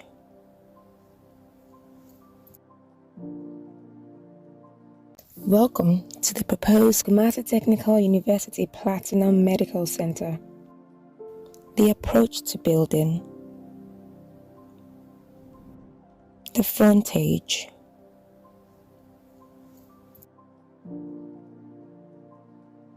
The car park.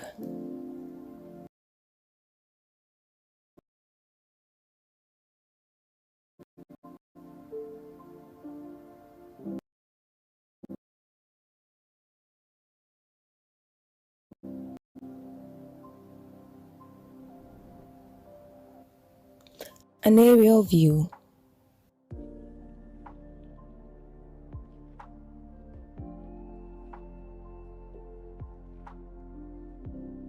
Soft landscaping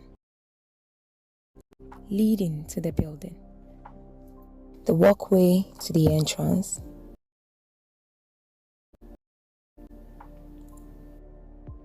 Entrance lobby. OPD and the triage area.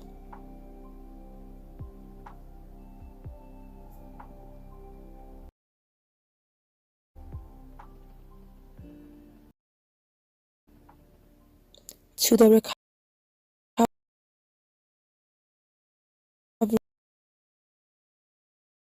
recovery room. An interior view of the recovery room. To the theater. Interior view of the theater.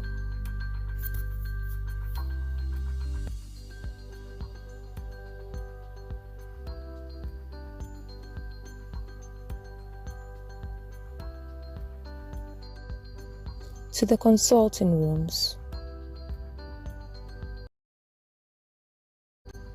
A proposed interior view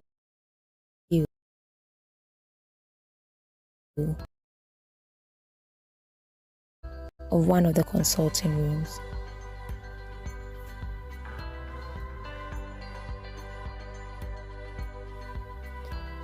The ultrasound laboratory.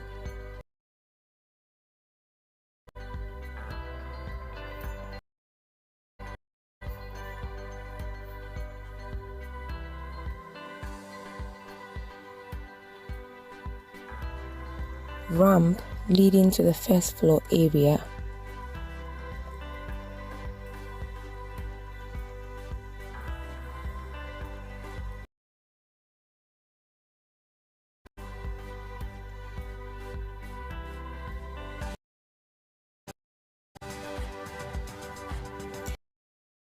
The first floor triage and nurses station. One of the medical wards. A typical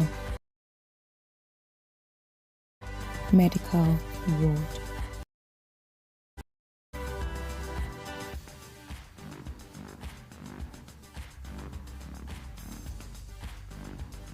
An aerial view of the entire facility.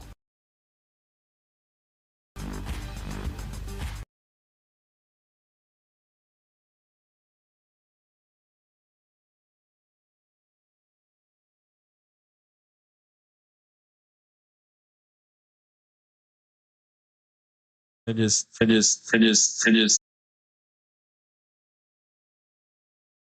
Or what has been put together and what the idea is all about.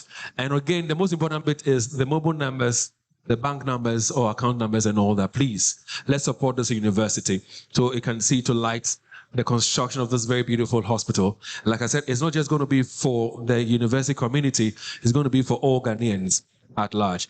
If you're happy to have seen the video, you're happy to support, why don't you put your hands together for this beautiful legacy project? Thank you so much. Well, we have the next speech, and we have a very special guest amongst us here this morning to give to us a speech. I'm wondering why we have speeches only from men. I'm not hearing from the women. Why? Well, I'm going to fight the chancellor and the vice chancellor on this one, and I hope that I win that fight, though. But let me tell you a bit about our next speaker. Now, he goes by the name Professor Ahmed Jinapo Abdullahi.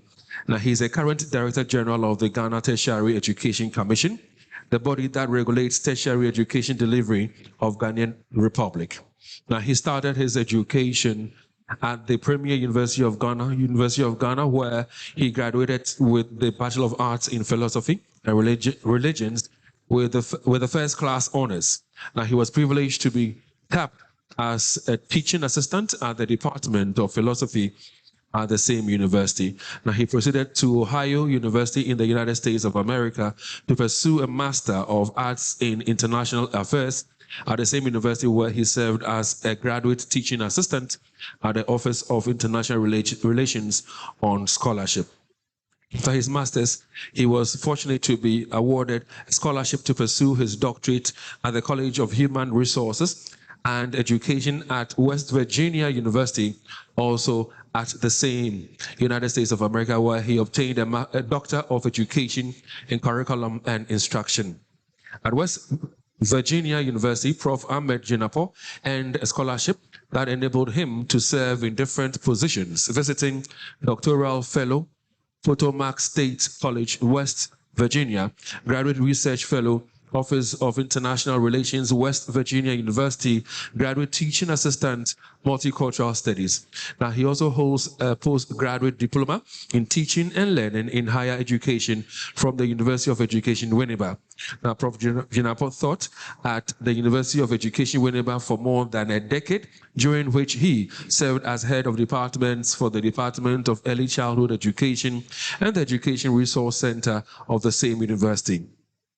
GTech, he started as the Foundational Deputy Director General, Acting Director General, and currently the Director General. Now, he has brought a lot of innovation to the tertiary educational delivery space of the Ghanaian Republic by positioning the Commission, that is GTech, as an enviable and reputable regulatory agency in the human resource development of the nation. Not only has he facilitated the speedy and easier accreditation of tertiary educational programs shaped in the digitalization of the accreditation infrastructure dubbed the Accreditation Management Information System, that is AMIS, he is also working very hard to bring credibility to earned certificates via AVIS on End 1.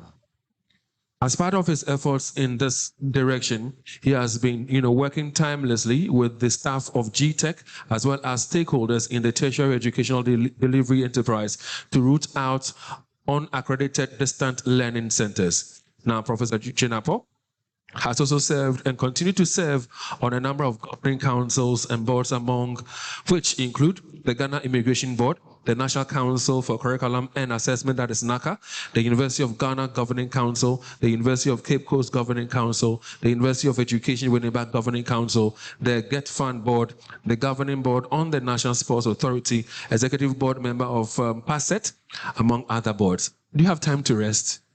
Please put your hands together for Prof. Jinapo to also address us here this morning. Yes, man, I don't know how he does it, but I'm impressed. Prof, the microphone and the audience are yours.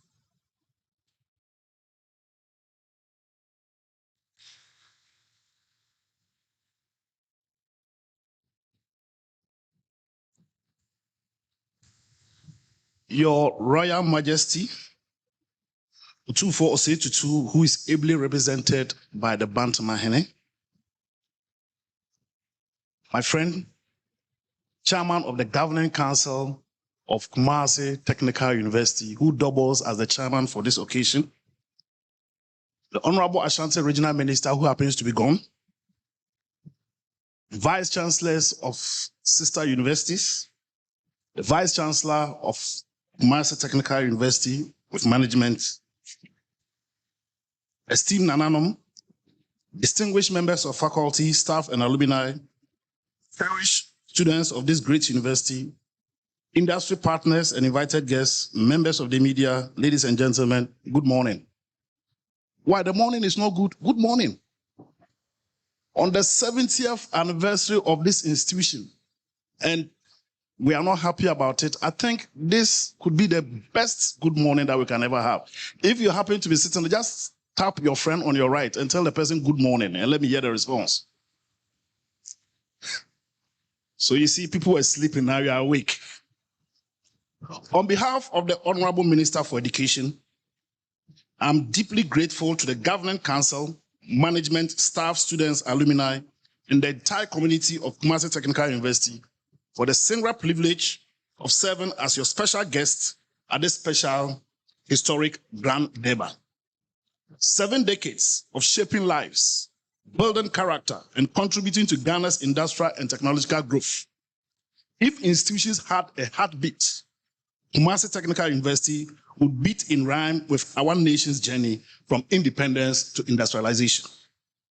From humble beginnings as Kumasi Technical Institute in 1954, a modest workshop of dreams, through its years as a pioneering polytechnic to the full technical university we celebrate today, this institution has not just existed, it has thrived. 70 years is certainly a milestone worth celebrating. But even more, it is a time to reflect on the foundations laid before us, the journey we have traveled, and the frontiers we must now boldly cross. Distinguished ladies and gentlemen, the story of KsTU is the story of Ghana's educational evolution. In 1954, when this institution opened its doors, Ghana was still the Gold Coast on the verge of independence. The focus was on craft courses, building the basic technical skills a young nation will need. By 1963, it had grown into a polytechnic, offering technician and diploma programs. Then came 1992, when the polytechnic law elevated it to tertiary status, recognizing its capacity to produce high caliber skilled manpower for our growing economy. The pivotal transition occurred in 2016 with the enactment of the Technical Universities Act 2016, Act 922. This was not a mere change of designation, but a substantive enhancement of mandates, firming institutions such as KsTU as providers of competency-based, practice-oriented higher education in engineering, life sciences, technology, light arts, technical and vocational training. It was a call to assume a leading role in advancing Ghana's technological development. Mr. Chairman, today KsTU stands as a dynamic hub of innovation, science, technology, and entrepreneurship, a transformation evident across its modern facilities and growing academic programs. Let me pause to reflect on the broader landscape within which KsTU operates. Ghana's tertiary education sector is undergoing a quiet but profound transformation. Across the country, universities are embracing new models of teaching, deepening research capacities, and forging stronger links with industry. The government of Ghana has made significant investments in infrastructure, faculty development, and digital transformation, recognizing tertiary education is not a cost to be managed, but an investment to be nurtured. The Ghana Tertiary Education Commission, GTEC, as regulator, has been at the forefront of this transformation. We have introduced bold reforms to streamline accreditation, strengthen quality assurance, and enhance governance. The Accreditation Management System, AMIS, launched in 2024, has digitized and accelerated accreditation processes. The JTech Engagement Series and other initiatives have created platforms for dialogue, collaboration, and shared problem solving.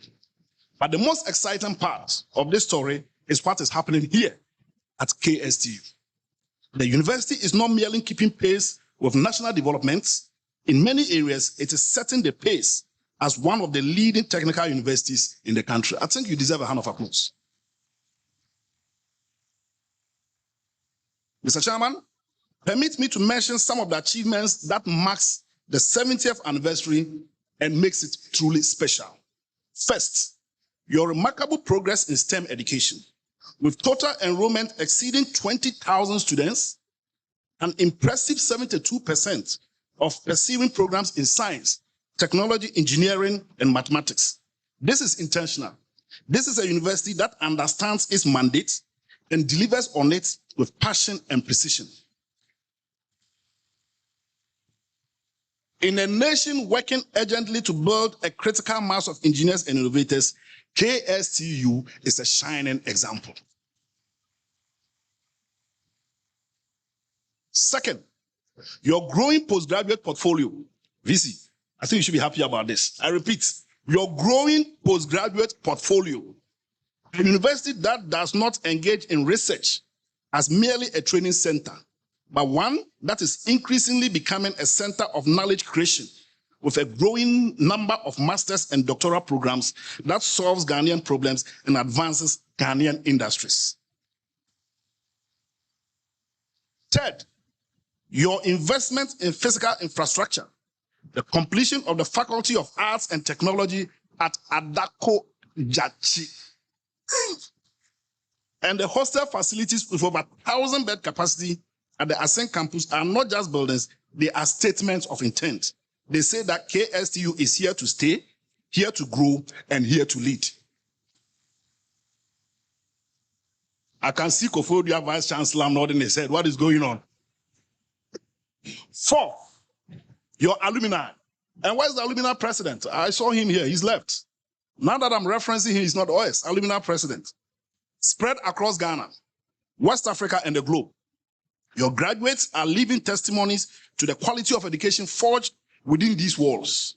They carry the flag of KSTU into every corner of the world, building the reputation of this great institution. Our team today, ladies and gentlemen, quality, access, and impact provides a framework for the next chapter of this university's journey. Quality, which should be the pivotal point around which this institution revolves, should manifest in measurable skills of your graduates. The relevance of your research and the strength of your partnership should speak to itself.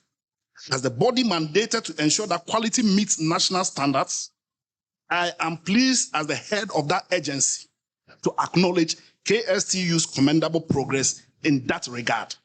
I am not saying you are number one. I'm just saying I acknowledge that. Your academic structure with 6 faculties, covering engineering, health sciences, creative arts, and more, demonstrates a sophisticated understanding of where Ghana's economy is headed. Access speaks to the soul of our national educational philosophy. A nation's potential is unlocked when opportunities for quality higher education are available to all qualified persons. Your core value of equal opportunities, providing access irrespective of ethnicity, gender, social status, or physical ability, is commendable and aligns perfectly with the national agenda of this republic. Impact is the final and most crucial pillar of today's celebration. What is the purpose of quality education and expanded access if it does not translate into tangible benefits for our communities and nation? As we celebrate this 70th anniversary, we must look ahead. The world is undergoing rapid technological change. Artificial intelligence, robotics, cybersecurity, renewable energy, digital industries. These are not just distant features. They are the present. Technical universities such as KSTU are uniquely positioned to shape Ghana's responses. What does this mean for KSTU? It means investing in emerging fields that represent the future of work, data analytics, microtronics, green technologies, additive manufacturing, agrotech innovation, and digital design. It means ensuring curricula remain relevant and competency-based. It means building stronger industry partnerships so that students are exposed to real-world problem solving. It means positioning yourself not just as a Ghanaian institution, but as a West African center of excellence. Distinguished ladies and gentlemen, GTech is your partner in this journey. Our role is to create an enabling environment for quality tertiary education to flourish. I have mentioned AMIS, which has streamlined accreditation, SEMIS, a platform for digital credential evaluation, capacity building initiatives, such as our annual summer school, which we are going to have it again here in Kumasi, as well as, where is the moderator, the MC? I heard him saying, MC, you are here. I heard you saying KSTU #1 in Ghana, #3 in West Africa, #46 in the world. I want to tell you, GTech is going to introduce its own ranking. They will know who is who. I said GTech is going to introduce what? Its own what? Ranking. So if you are #1, you are GTech what? #1. Again, ladies and gentlemen, we are also going to introduce the centralized application processing system where individuals can apply at one platform instead of having to buy 10, 15, 20 application forms. This notwithstanding, Mr. Chairman, as you may be aware, in recent times, We've had some of our colleagues in the tertiary educational delivery landscape describe myself and my deputy as incompetent. In fact, they don't also say we are competent. They said we should resign. In fact, we've been asked to resign. We're not even given the opportunity to defend ourselves, either in writing or in person. And among some of the accusations was that, Chairman, we're usurping your powers, and at best, JTech being a headmaster. It is instructive to state the coincidence of JTech asking a publicly funded university to reverse fee increments of some 100 to 200% because approval had not been granted by the statutory mandated bodies of the state, and a union of that same institution asking JTech leadership to resign. Mr. Chairman, I want to assure you that JTech do not intend to usurp your powers as a council. Neither do we see ourselves as adversaries in the dispensation of your legal responsibility of being the highest decision-making body of this institution. The Commission recognizes and respects your enviable position and will do everything to protect same. I think you should clap for us. This time, clap for us, don't clap for yourself. JTech will continue to work with the different stakeholders, including TAG, UTAG, DAWA, FUSAG, KU, FUSAG, vice chancellors of technical universities, vice chancellors of traditional universities, SRC, parents, and all the different players within the tertiary educational enterprise informed by dialogue to perfect that space. And whilst at this, Mr. Chairman, I want to use this opportunity to publicly commend and applaud the vice chancellors of the technical universities of Ghana for their very matured intervention during this period of seeming upheaval. I think they deserve a hand of applause.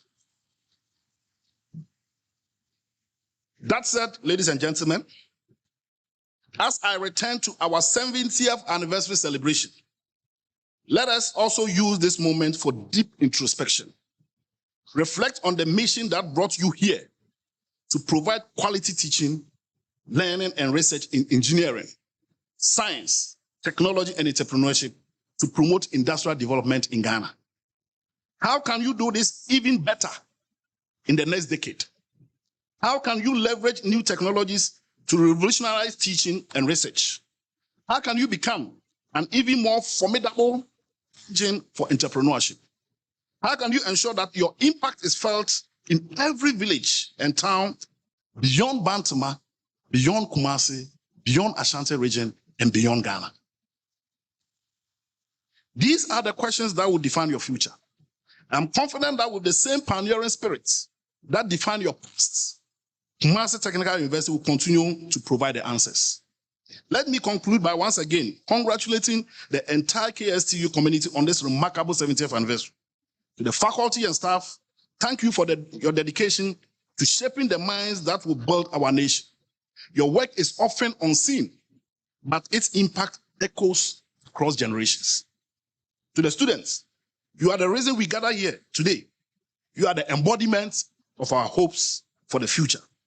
To the alumni, you are the university's greatest ambassadors. I encourage you to give back to the institution that you were a foundation. Your success is KsTU's success. As we chart a bold path towards greater national relevance and global competitiveness, know that JTech stands with you. We are committed to supporting your quest for quality, your mission to expand access, and your pursuit of meaningful impact.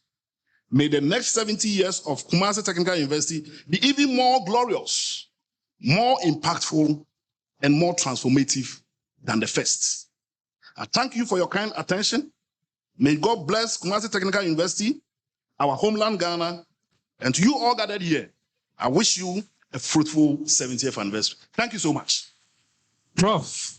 Oh, Prof, don't give me, but please put your hands together for Prof. Ablai Jinapo. Director General. Oh, Prof, don't leave me yet. Don't leave me yet. Yeah. Thank you. Like I said, he's the Director General, GTech, Professor Abdullah Jinapo. Now, he says that, I was saying a while ago, that when it comes to technical university, KsTU is number 1. When it comes to overall performance in terms of universities in Ghana, KsTU is number 4. Then 15th in West Africa, and then 46th in Sub-Saharan Africa. He says he's going to challenge you by bringing what he calls the GTech ranking system. They say I should tell you that they are ready for the challenge and bring it on. Have I spoken well for you? He says, bring it on. So, Prof, bring it on. They are ready for you. Now, our next speaker is a royal, and he's here this morning representing His Royal Majesty Otumfuo Osei Tutu II. Now, before I ask Bant Mahini to come speak to us, before he joins us, we have our young, students, young ones from CAS, that is Anglican Senior High Secondary School. They have a cultural troupe. They have a cultural performance. Nana, we're all going to enjoy, but you enjoy the most before you take the microphone and speak to us. So please, if you're ready, let's have your performance. Thank you so much.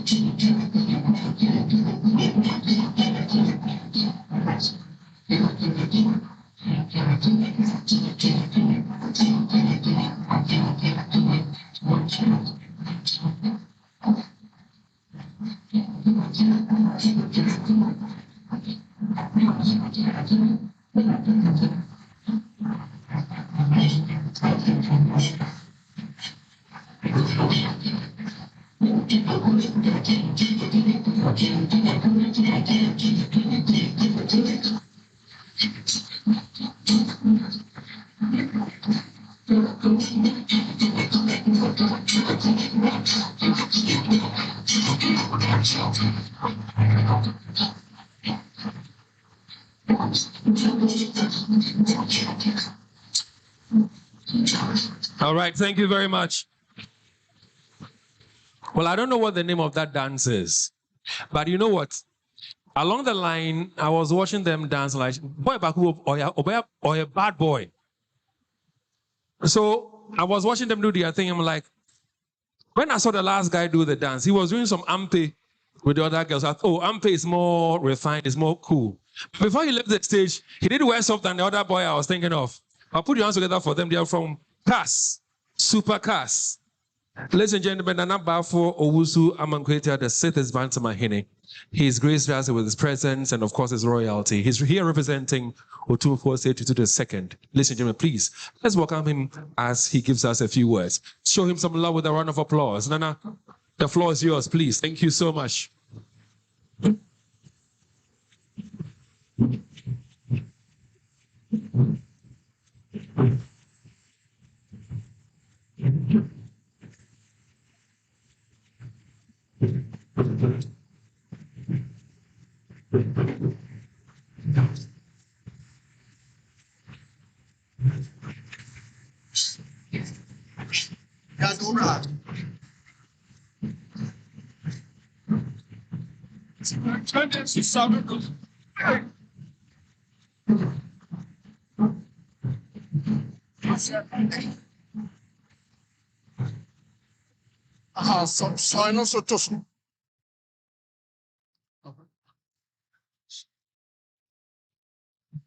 Good morning to you all.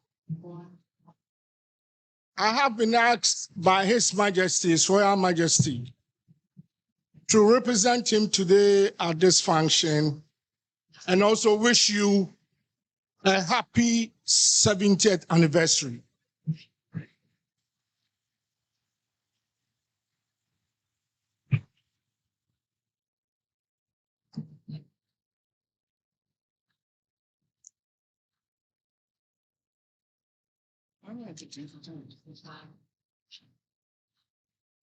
The representative of Her Excellency Professor Jane Nana Opoku Agyeman, the Vice President of Ghana, the representative of the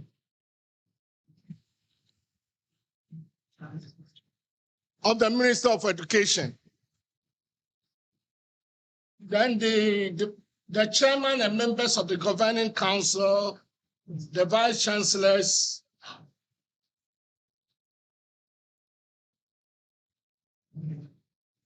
invited guests, distinguished alumni, staff, students, ladies and gentlemen. You have to sympathize with me a bit because the words are very, very small. So I have to force to come out with what I see here. Please bear with me. 70 years of existence as an institution, which has grown from technical institute through to a polytechnic and university. It's not a mean achievement. The university has trained thousands of people who have contributed and are still contributing to the transformation of our society. Several practicing engineers, applied scientists, accountants, and business executives have the root of their training here.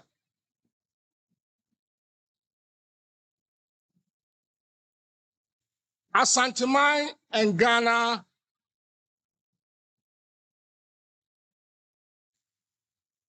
are grateful to the current leadership of the institution. We are very hopeful that the university moves forward.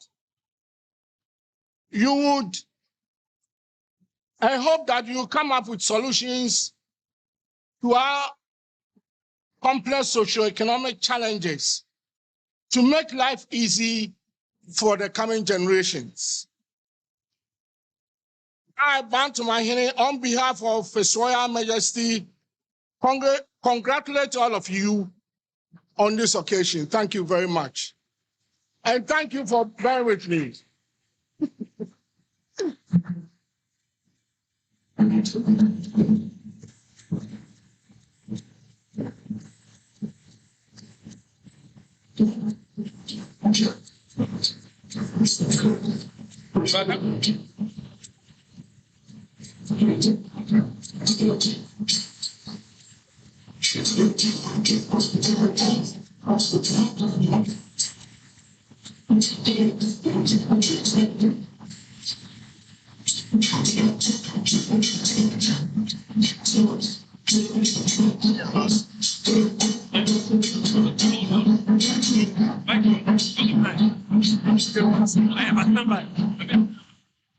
One more time, please, a round of applause for Nana Bantu Mahine.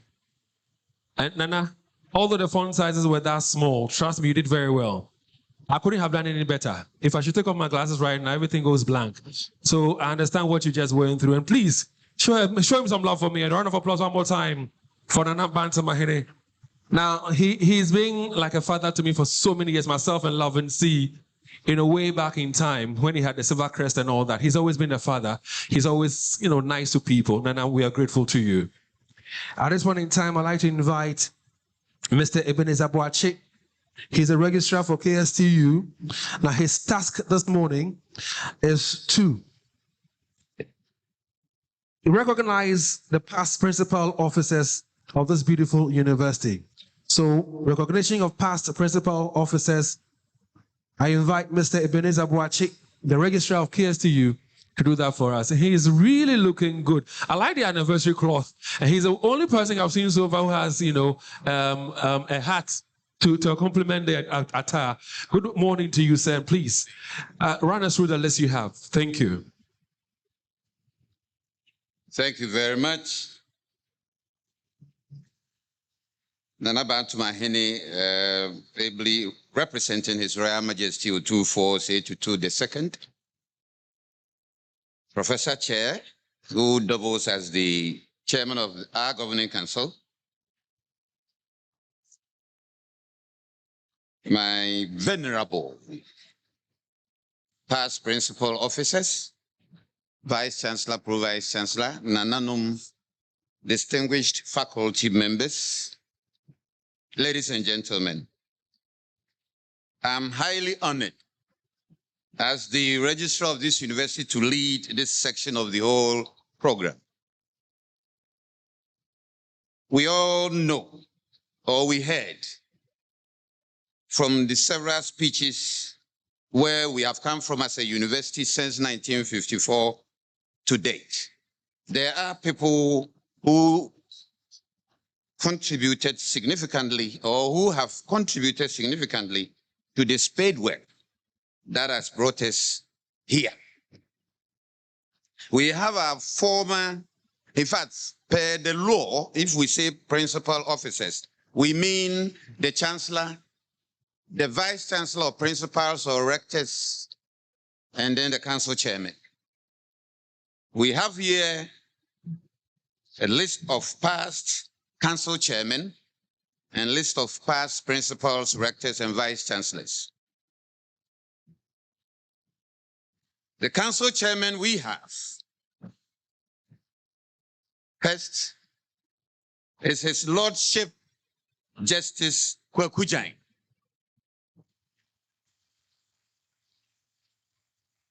Please, I would want to mention the names and later call you for the awards. Justice Kwekujain was followed by Mr. Daniel Oredu. Yeah, if you don't know Mr. Daniel Oredu, he was once the CEO of Anglo Gold. Sikabebre Onifie. Then we have the late Haji Salifu Seidu. I think he has a representative here to collect his award. And then we have Professor Kwesi Obridanso, former Vice Chancellor of KNUST, and he's currently the Ghana High Commissioner to India. I guess he has his representative here. And the last council chairman we had before our current one, Professor Dr. Medicine Ben Bafuboni. And for our principals and rectors, we have here the late Mr. Kofi Kuma Edu. We believe his representative is here. And I have my own father. And our Daruma. He made me who I am, I should say. I worked directly under him as the acting planning officer. And how he wants his work done. You need to behave like a soldier to survive under him. He wants everything delivered with dispatch. Those days, we felt at times he was disturbing us. We didn't know he was grooming us. I can confidently say the training I had under him has made me the registrar of this university. And under his leadership, we had this structure we are all enjoying. Sir Lord, Dr. Lord Emmanuel Asamoah.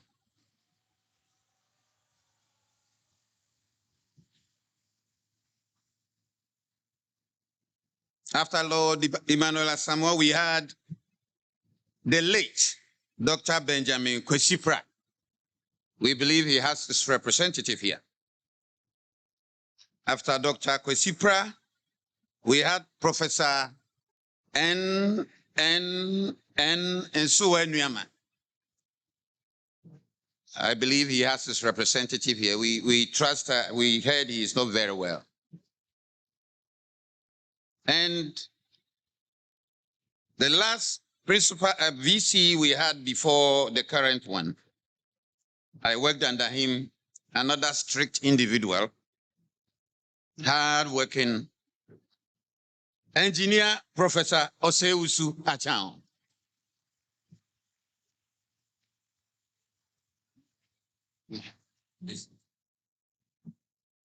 Nana Wadaroma, Enyama Nisa, Esansa Penifono, Esusonti, Mesre, Nanka, Abasuba Ebebo, Minka Wankasa, Babuama, Ediama, Sans were 2 for Bemwa, Nebibia de Dean. The Deacon will call our own His Lordship Justice Kwekujai. Our former council chairman, the retired Court of Appeal judge. May I read the citation?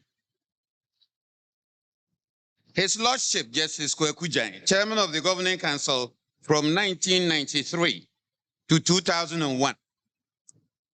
You were the first chairman of the Governing Council when the institution became a tertiary polytechnic, and the longest serving council chairman of this noble institution. Under your leadership, the Polytechnic saw massive infrastructural development. Your pioneering work set the tone for the establishment of the necessary governance structures, which culminated in the inclusive governance we see today. The Governing Council, management, staff, students, and alumni honor your hard work. Aiko.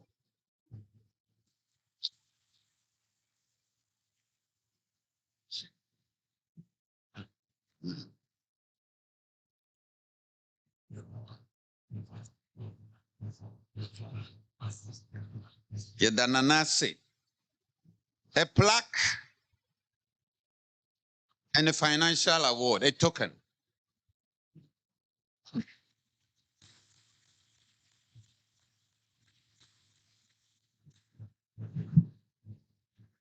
Thank you, Your Lordship. Nano Daruma, Pacho, and Yemenisa, Kabet Viajinaho.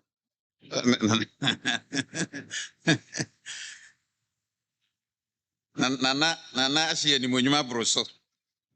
Please, the next one is Mr. Daniel Oredu, a former council chairman and a former CEO of Anglo Gold Ghana. Please. And I read the citation. Mr. Daniel Oredu, chairman of Governing Council from 2001 to 2009. You were the chairman of the Governing Council from 2001 to 2009. You dedicated yourself wholly and committed your resources to this institution, such that it was counted among the best polytechnics.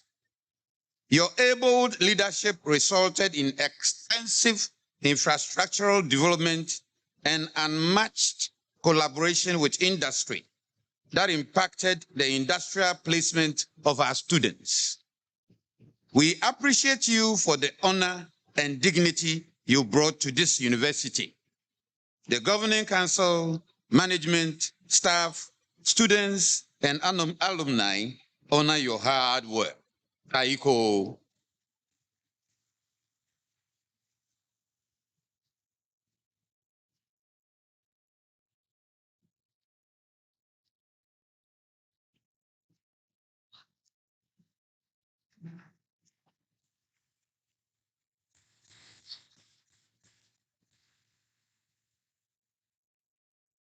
Thank you very much, Mr. Daniel Oredu. Our next is the late Alhaji Salifu Seidu. We know a representative is here. Alhaji Salifu Seidu, the late. And I read the citation. Chairman of Governing Council from 2009 to 2014.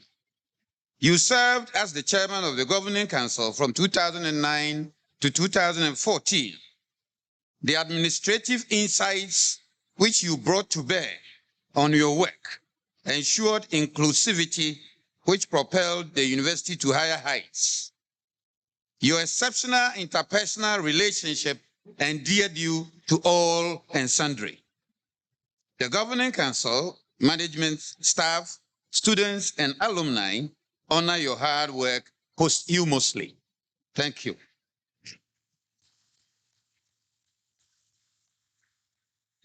We believe Alhaji is turning in his grave.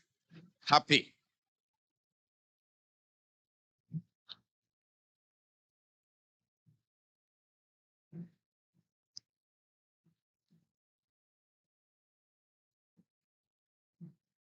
Thank you very much, representative of the late Alhaji Salifu Seidu. The next is Professor Kwesi Obri Danso. We know he is currently in India as Ghana's ambassador and high commissioner. If the representative is not here, may I call on the chair of the planning committee, Pro-Vice Chancellor, to receive on his behalf. Professor Kwesi Obri Danso, chairman of Governing Council from 2014 to 2016. You served as the chairman of this noble institution from 2014 to 2016. Even though your tenure was relatively short, you made an indelible mark which impacted positively on the various sections of the university. Your eye for aesthetics, financial prudence, and institutional accountability was remarkable. We appreciate the incredible services you rendered to this institution. The Governing Council, management, staff, students, and alumni honor your hard work. Aiko.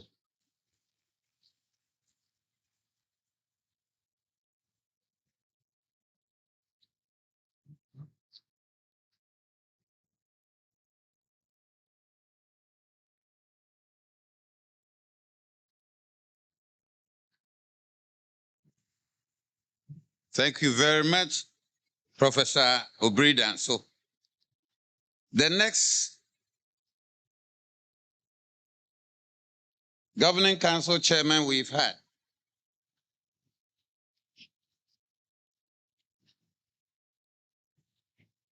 He's my father too, and I remember when he's angry at your work, he won't talk. He will just look at you and do something, and the whole day you will shiver. Even though you are a registrar, you think you are powerful. Professor Dr. Medicine Ben Bafuboni, Chairman of Governing Council from 2017 to 2024. You are the first chairman of the University Governing Council. Under your distinguished leadership, the university was adjudged the best technical university throughout your tenure. You gave a well-focused strategic direction which has raised the image of this university to its current status. Your quest for good governance led to the speedy development of the university statutes and policies and expedited setting up of the administrative structures. You had an eye for detail and you handled intractable issues like pediatric surgery, for which you are known. The Governing Council, management, staff, students, and alumni honor your hard work. Aiko.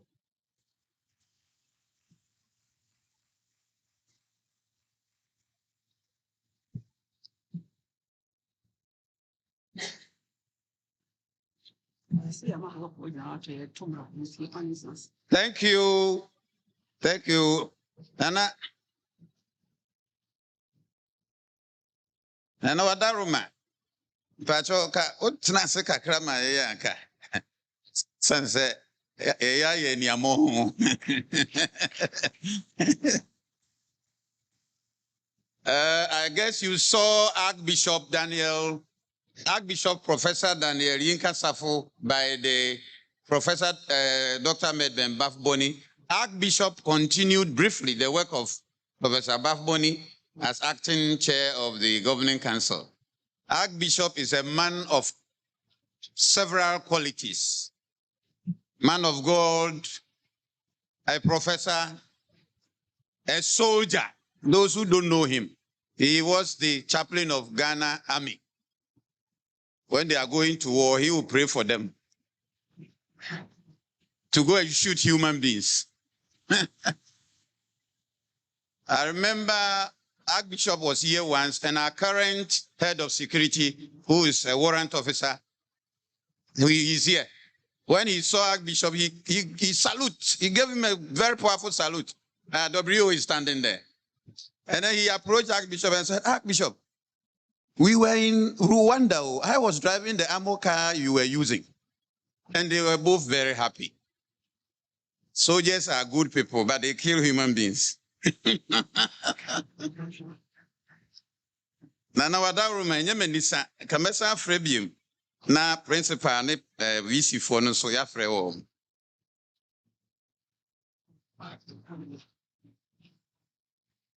Nana Wadaruma. Sabi yema aminom edu baby a ekɔ no mo tuefo. Bekai ohene ka asɛm bi na nsɛm tie wɔ se asɛm ba yɛkɔ nanam no ma no ho fie. Na mema betena se dia ka asɛm. Nti mekɔ nana ba wɔ se da bi susuma nanamrɛ. Nti fropani foforo. Nti Nana Wadaruma me frɛ ye Director General, powerful Professor Jinapo. Please do us the honors by presenting these awards.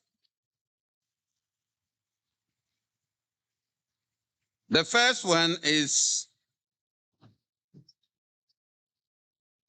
the late Abraham Kofi Kuma Edu, principal of Kumasi Polytechnic from 1993 to 1997. The wife and the brother are here. So we are honoring our principal posthumously. This honor is in recognition of your service to this institution as the first substantive principal of the Tertiary Polytechnic from 1993 to 1997. Your dedication to service in this institution was phenomenal. The spade work you did has propelled the university to where we are today. The Governing Council, management, staff, students, and the alumni honor you posthumously. Aiko.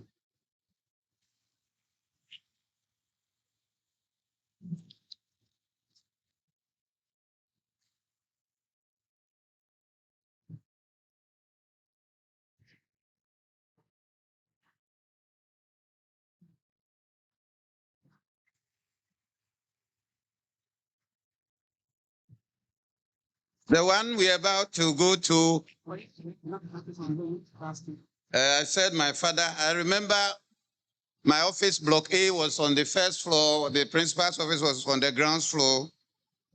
And he called me, come to my office. I rushed down empty-handed. He said, you are here. Where is your pen and paper? So everything I'm going to say, how would you remember? Come, go back and bring pen and paper. And then I rushed back. I learned something from it. And I do the same to my subordinates here.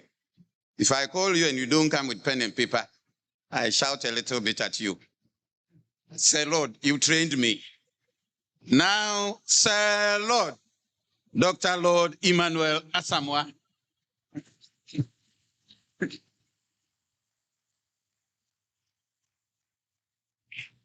Dr. Lord Emmanuel Asamoah, principal of Kumasi Polytechnic from 1997 to 2005.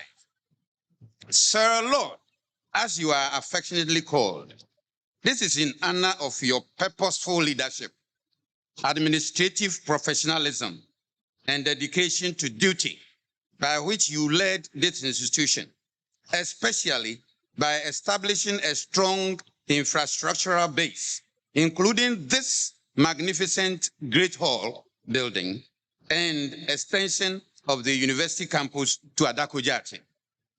Your tenacity of purpose in delivering results was strongly infectious, which prompted staff to strive for excellence. The Governing Council, management, staff, students, and alumni honor your hard work. Aiko.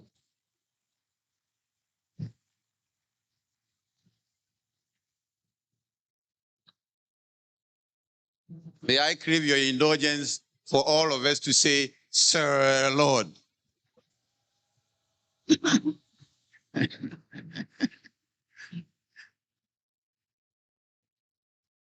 Thank you very much.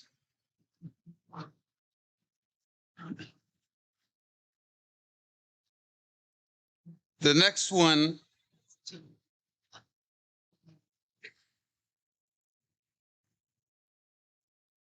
is Dr. Benjamin Kwesipra. We are honoring him posthumously. And the daughter is here. Dr. Benjamin E. Kwesipra, Principal Rector of Kumasi Polytechnic from 2005 to 2009. This posthumous honor is in recognition of your meritorious service, which put this institution on a high pedestal. Your contributions to the establishment of infrastructural facilities, including engineering and applied sciences laboratories, are worth mentioning. Your administration was characterized by a human-centered approach to issues. The Governing Council, management, staff, students, and the alumni honor your hard work. Aiko.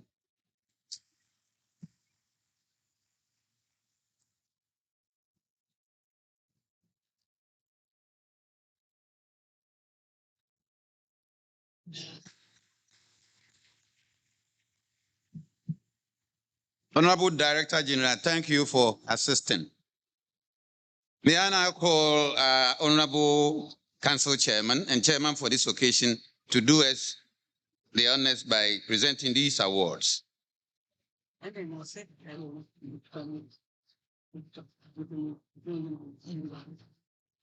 next one, the one we are on is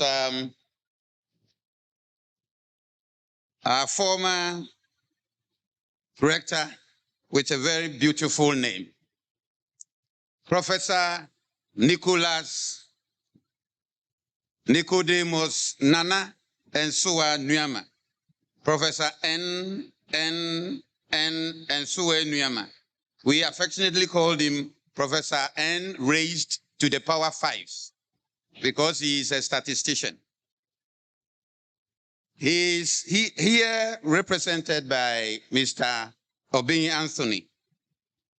Professor N. Ensua Nuyama, Rector of Kumasi Polytechnic from 2010 to 2016. This is in recognition of your exceptional service to this university by working strenuously to prepare the institution for a university status.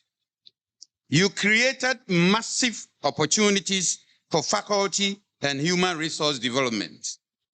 Your tenure advanced the institution's internationalization agenda, for which KsTU is grateful. The Governing Council, management, staff, students, and the alumni honor your hard work. Aiko.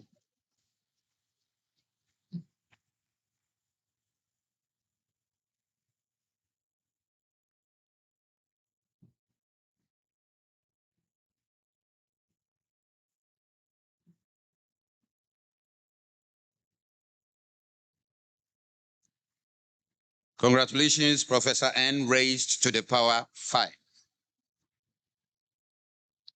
The next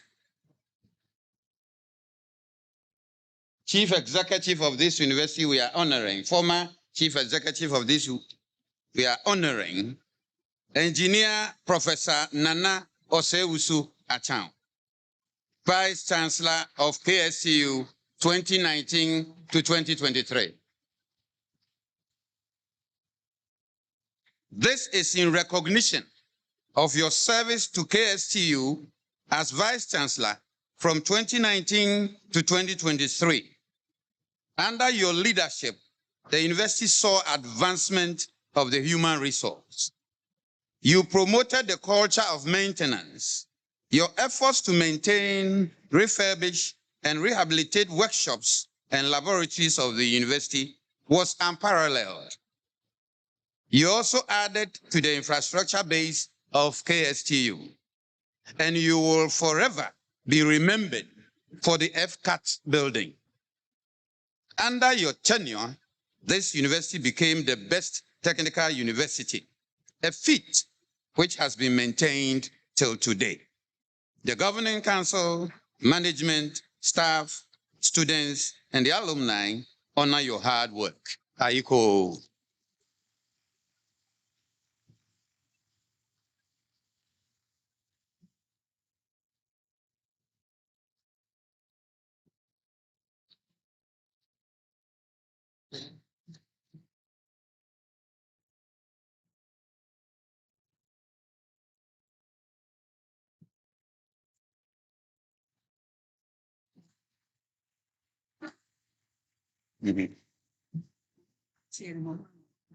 Yes. Nana Wanidimua and Prof. Chair, we had some of our officers who acted as CEOs, and we want to honor them also. We have here, I call him the gentle of the gentle, Mr. Eric Brobe. He acted on a number of times as the head of this institution.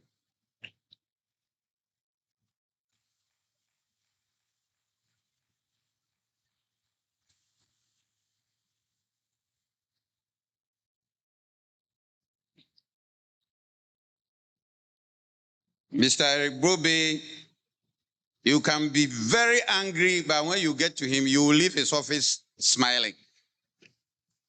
He had a way of letting you smile, even though you might be angry. We have here another wonderful professor of this university who acted briefly, yet he did wonderfully for us. Professor Esiama Yeboah.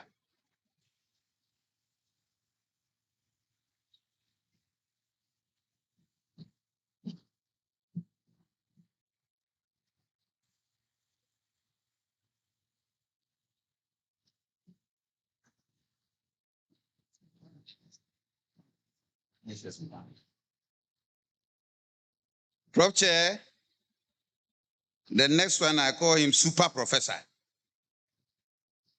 Smart, highly intelligent. He also acted. Professor Mike Agbesi Echampong.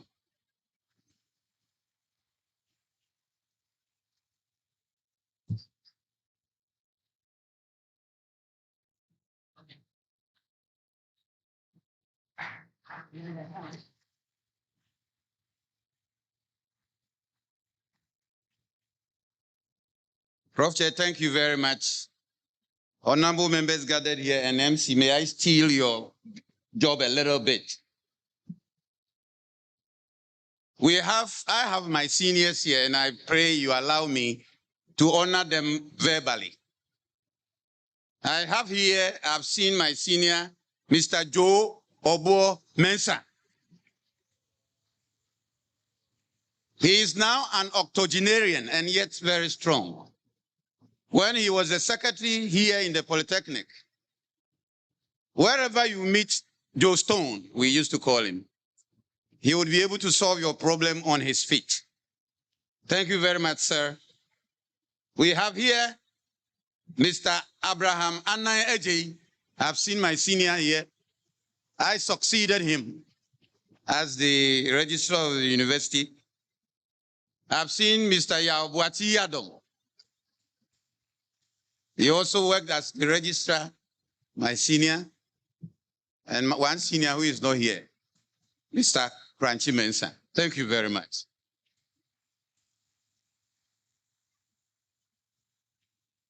Right, so you say there, Bafudia Pano, near piano, near Dosso, Oyadi is as well. To all of you who have received awards, whether in cash, in plug, or whatever it is. Congratulations to all of you, and the university appreciates you so much. On my own behalf, I'd like to say a big thank you to all of you for your presence and of course for your patience. God bless you. We're coming to the end of today's event. Allow me to introduce or to welcome back to the podium to speak to us by giving us the closing remarks, the chairman for today's occasion and also the chairman of the Governing Council, Professor Edward Brenya. Prof, please, a few words from you. As we bring to an end, today's function will be in order. Please show him some love with a round of applause for me. Thank you so much.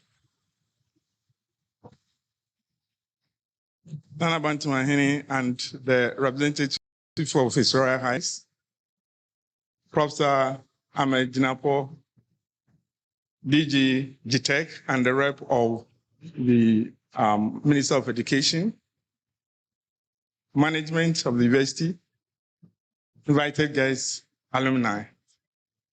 You would agree with me that today's DURBAR indeed is an evidence of the climax of a 70 years happily spent years.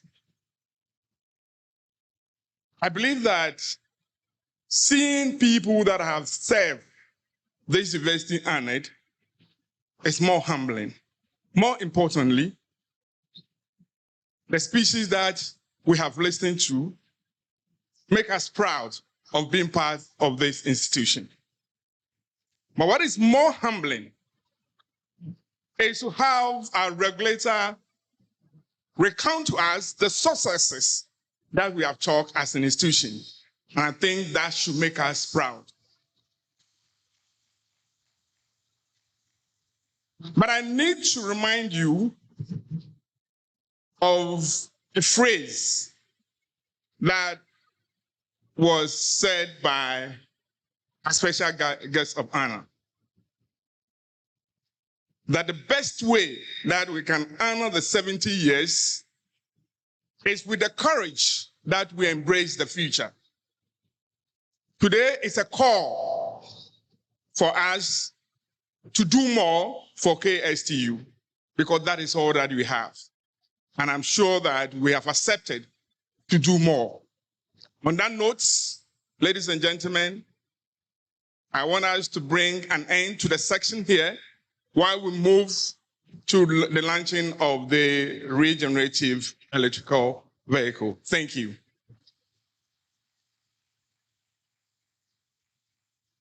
All right, so we'll do a few alterations to the program, and please indulge me. If you have copies of the program, we would have to be doing the launching of the regenerative vehicle now. We'll do the closing prayer as well, and then we'll do photographs. But what I want us to do is this: we'll finish everything in this auditorium, so when we step outside and we see the vehicle, we can take pictures with the vehicle, see it move, and then we can say bye-bye. So we don't come back to the auditorium. So what I would like us to do is to have the closing prayer right now, and then we'll do the launch of the regenerative vehicle now, have the closing prayer, and then we'll take some pictures, and then we'll step outside of the auditorium, if that's fair with you.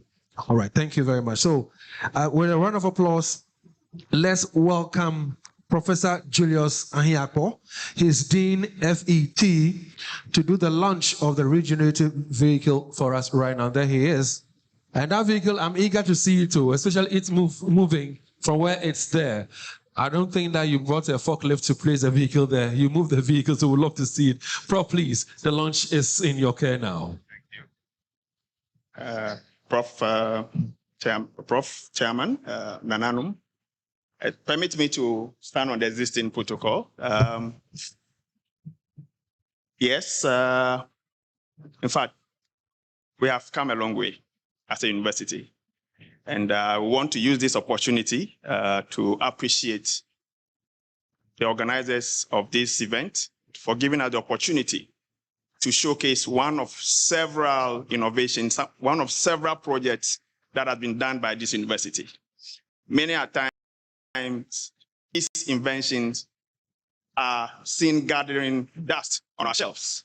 We are most of the time asked as academics, university pa then amatimia ye. In fact, sometimes it hurts as an academic when we hear some of these comments, because we know and we believe that our students, our staff, the university community, really on day-to-day basis are solving real-life problems. But really what has been the issue? It has been the case that we do these projects and then we pack them, students leave, and we don't hear of them. It is an opportunity for us, as the regional minister said, to showcase these events, showcase these projects, to build even confidence in our students to be able to do more. And I'm happy that we have been given this platform to do that. Do we have our video ready? If it's ready, let's play it, so that, in fact, we don't do a lot of talking.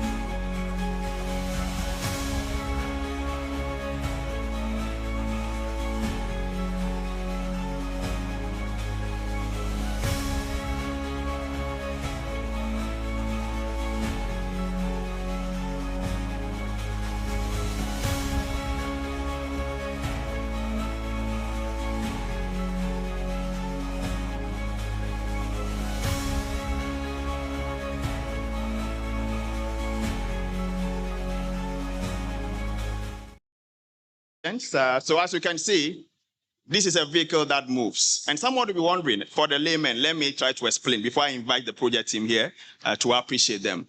What is this about? I mean, it's a car, so how different is this? One of the key differences is that this car does not use, for those of us who go to the gas stations every day, it does not use petrol or diesel. It uses what? Electricity, which means that with solar, you can get this car moving. Now, one key thing which we will not disclose how it is done is that this car has the ability to recharge itself. One of the challenges with EV or electric vehicle is that you have to constantly be charging when the battery dies. But with this car, if you are in traffic, it is charging itself. All right, and that is the key difference on this. On that note, let me... No, before you invite those people, please, I like asking questions, and I've been waiting for this segment for hours. So let me ask about 3 or 4 questions. I have seen the regenerative vehicle. When you go to other places where they say, oh, Yayeka or Ghana, they are just doing assembling of vehicles.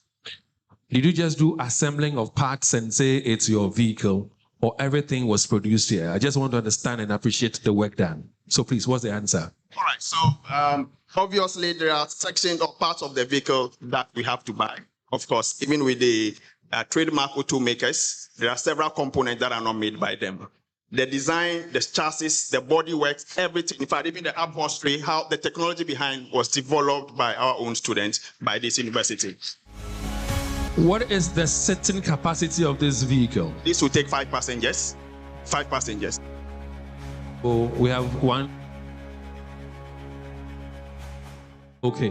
Now, what do you hope to do with this? Well, the whole idea is to transition into what we call smarter vehicles, okay? We all know what is happening. If we are able to do this with the renewable energy capacity we have as a country, we don't have to be worried if some countries decide not to give us crude oil. For instance, you understand what is happening. I mean, when fuel prices begin to increase, everybody is scared. But if we are able to, really develop this, we do not have to be scared. We have our solar capacity. We can always, have our vehicles moved irrespective of the cost of fuel. How long did it take you to put this whole thing together? The project took between 4 to 6 months. It was an intensive project, and I'll introduce the project team. The design to the assembly to get the final work done and get the vehicle ready, tested, and moved on the road cost about 6 months. So if you're asked to reproduce more of this for the Ghanaian market, can you do that? In fact, we are ready. We even know the cost of producing this. In fact, I've actually asked maybe I should use this as an appeal to the Governing Council to make this an official vehicle for almost all the deans and directors in this university. We can produce for every dean and director. And if given the permission, personally, this will be my official private car that I'll use from house to home. What is the name of this vehicle? We call it Nimdie, and the model is Shren. So it's Nimdie Shren 1. Nimdie Shren 1. There's going to be a Shem 2. Would that be a V8? In fact, we are developing other models, and so watch the space.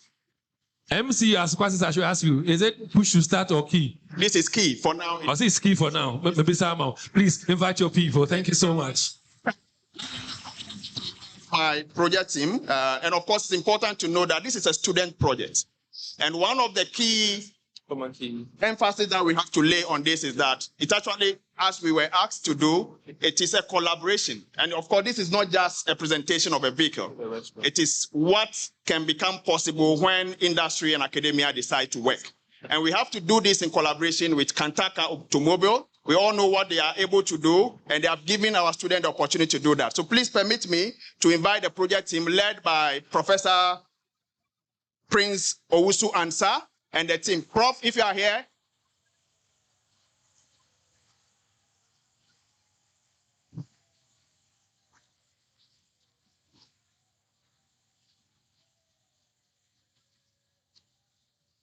In fact, the rest of the team can be here as well. We'll introduce as we walk. So our colleagues from Kantaka Automobile, I have Mr. Francis Kojo Kujoji, the MD of GM, General Manager of Kantaka Automobile, is also here with us. Please come on stage.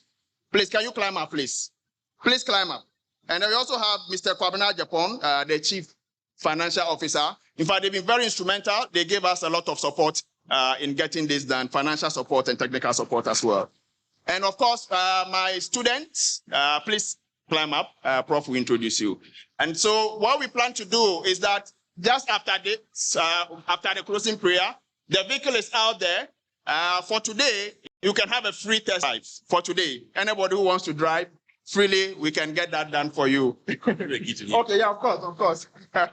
All right, so the vehicle is out there. We'll all move, and then we'll see what is capable. All the questions you want to ask, you can ask it when we go out there. So, Prof. Chair Nananum, please permit me to introduce the team, and Prof. will do the introduction as well. Yeah, so Prof, go ahead. Thank you, Chairman. And then let me stand on the existing protocols to give out my speech. I think that I'm very happy. And then, as my dean said, that he said it all. And I want to challenge David Akwete that the vehicle can really move. It takes 5 years.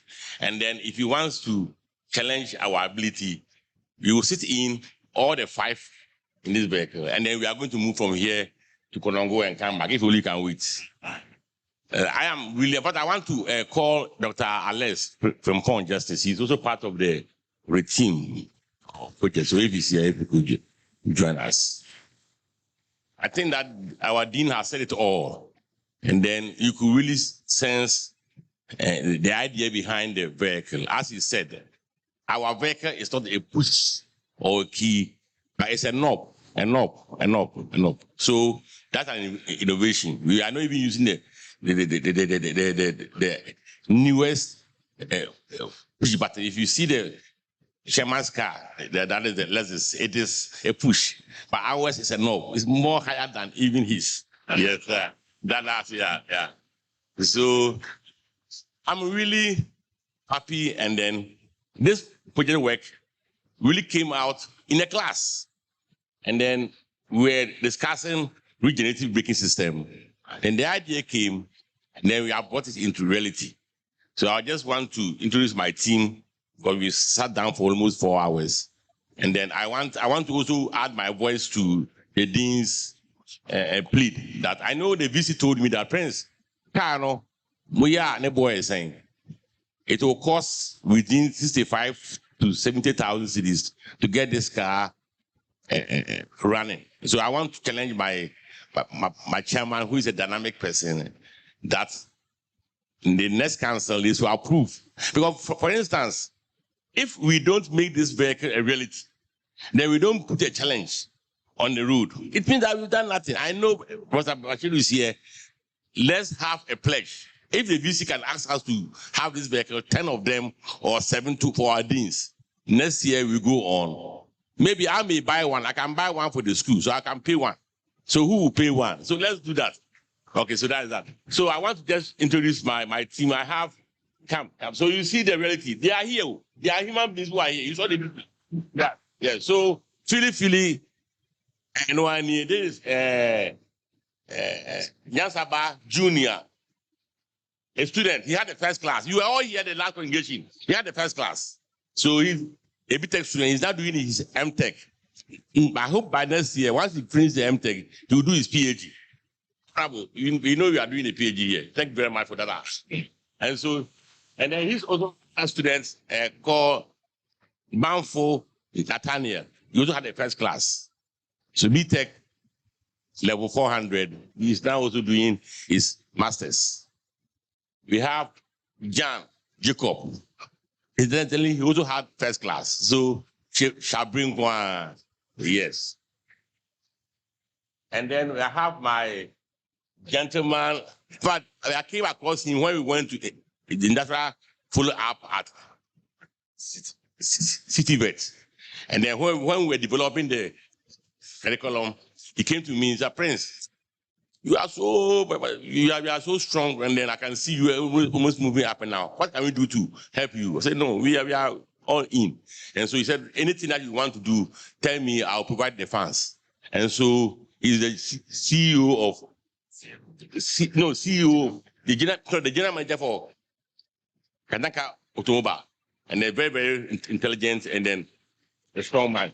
He came from Winnipeg yesterday, and he's been here throughout. So thank you very much for coming. And then I have my Fabric Japan CFO, that's the Chief Financial Officer. When we go there, he sends us to a very nice restaurant, and then there's before I can say, and so it's also part of the team. So I think that, and then I myself, I am the research team leader, Engineer Professor Prince, also answer the PPP man. And then I have Dr. Alex Justice Frimpong, the one that I taught him as a student. He's now my staff in the department, and then I really envy him. Very sharp brain, and I know very soon in future I want to see him becoming the vice chancellor when I am working with a stick and I come here. It's also Dr. Alex. So, Prof. Chair, on this note, I want to officially hand over the key to you. I'll hand it over to you when I walk down there. So, of course, I want to say that if we are given the opportunity, we can do more, and we are ready to help solve Ghana's problems. As a technical university, industry, we call on you to support us. Any challenge you have, come to us, and we are willing to, put our heads together and help solve our problems. Thank you very much. Oh, let's do better with the applause. Thank you so much. And trust me, we indeed are proud of you. Council Chair, yes, the key is in your hands. But before it got to you, it was with me. And the directive or the instruction was for me to go and test drive it. They are challenging me that I drive together with them to Konongo. Unfortunately, I have another MC to attend to at TMAS. They're also 75 years today. But I would like, the GTEC Director General to also have a feel of the vehicle. Maybe he would even drive. Prof, please. But you can't mamare. Bet your video. Number to social media. At this point in time, I'd like to call Reverend Alfred Atakura, the University Chaplain, to bring to us a closing prayer. Yes, sir. He's a powerful man. He has a powerful prayer. We're ready for the closing prayer, please. Thank you very much. We've sat for a long. Please, with all due respect, can we be upstanding? And I think it is proper, Prof. Chair, to give a minute silence in recognition of departed heroes. When we were giving the awards, we were told that some are not here. Their families are here with us, so that we pray for them.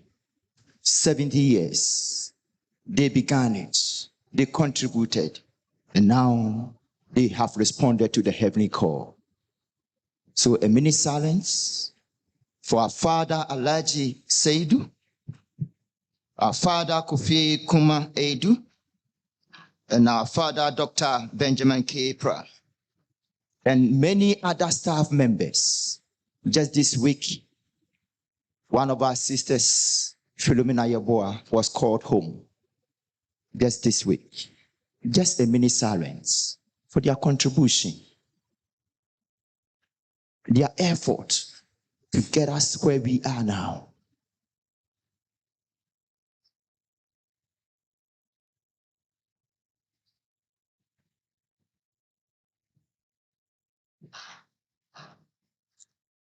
May their souls rest in peace. Amen. Now let's pray. Gracious God, we thank you for this day. We are most grateful. We are ever happy for how far you have brought us as an institution. We've heard all what you've been able to do, and all these were done by your grace, by the support you gave us, the vision, the energy, and everything that you entrusted in our hands has brought us this far. We thank you, O God, for all those who supported, all those who worked hard to bring us where we are celebrating today. We commit the families of those who have been called home into your hands. Father, comfort them.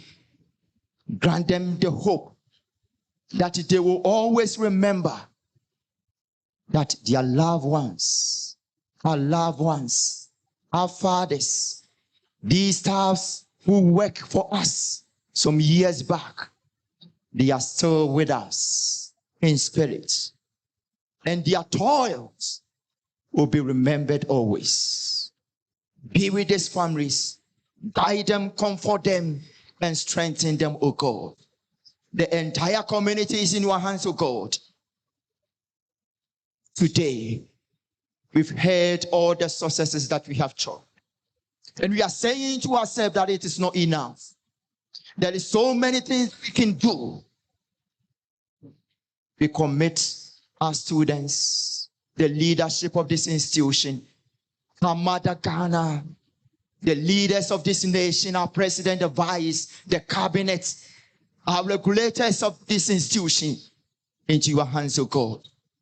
Whenever they sit, grant them the grace, the strength to think about technical university education, so God, that a years to come, we will assemble here once again and say, yes, KsTU is going higher and higher. Now may the Lord, who always help those who are weak and grant them the grace to do exploits, guide you and provide the necessary resources that you will need to champion the cause of this great university and to our nation, Ghana. This God move with you, go with you, and guide you forever and ever until we meet again. In Jesus' name we've prayed with thanksgiving. Amen. Thank you very much, Pastor, for the closing prayer. At this point in time, it's time for us to have some photographs taken. So to all our dignitaries, the Vice Chair, MC for Asokwa, Council Chair, Nana, with we need him, for Nikakra, GTEC Director General, the Pro-Vice Chancellor, you can also join them. Let's take this picture very quickly. Please, let's do this very quickly. And the award winners would also be taking pictures shortly with them. And then the alumni would also be taking pictures as well, as all the specially invited people like Kakraba Ampere and all, be part of the picture taking, so don't leave us yet. Thank you so much. So first of all the dignitaries, Nana Bantamahene, Council Chairman, who also was the chairman for this occasion today, MC for Asokwa, Amu Kamel, the Pro-Vice Chancellor, Director General, GTEC and all, please, thank you.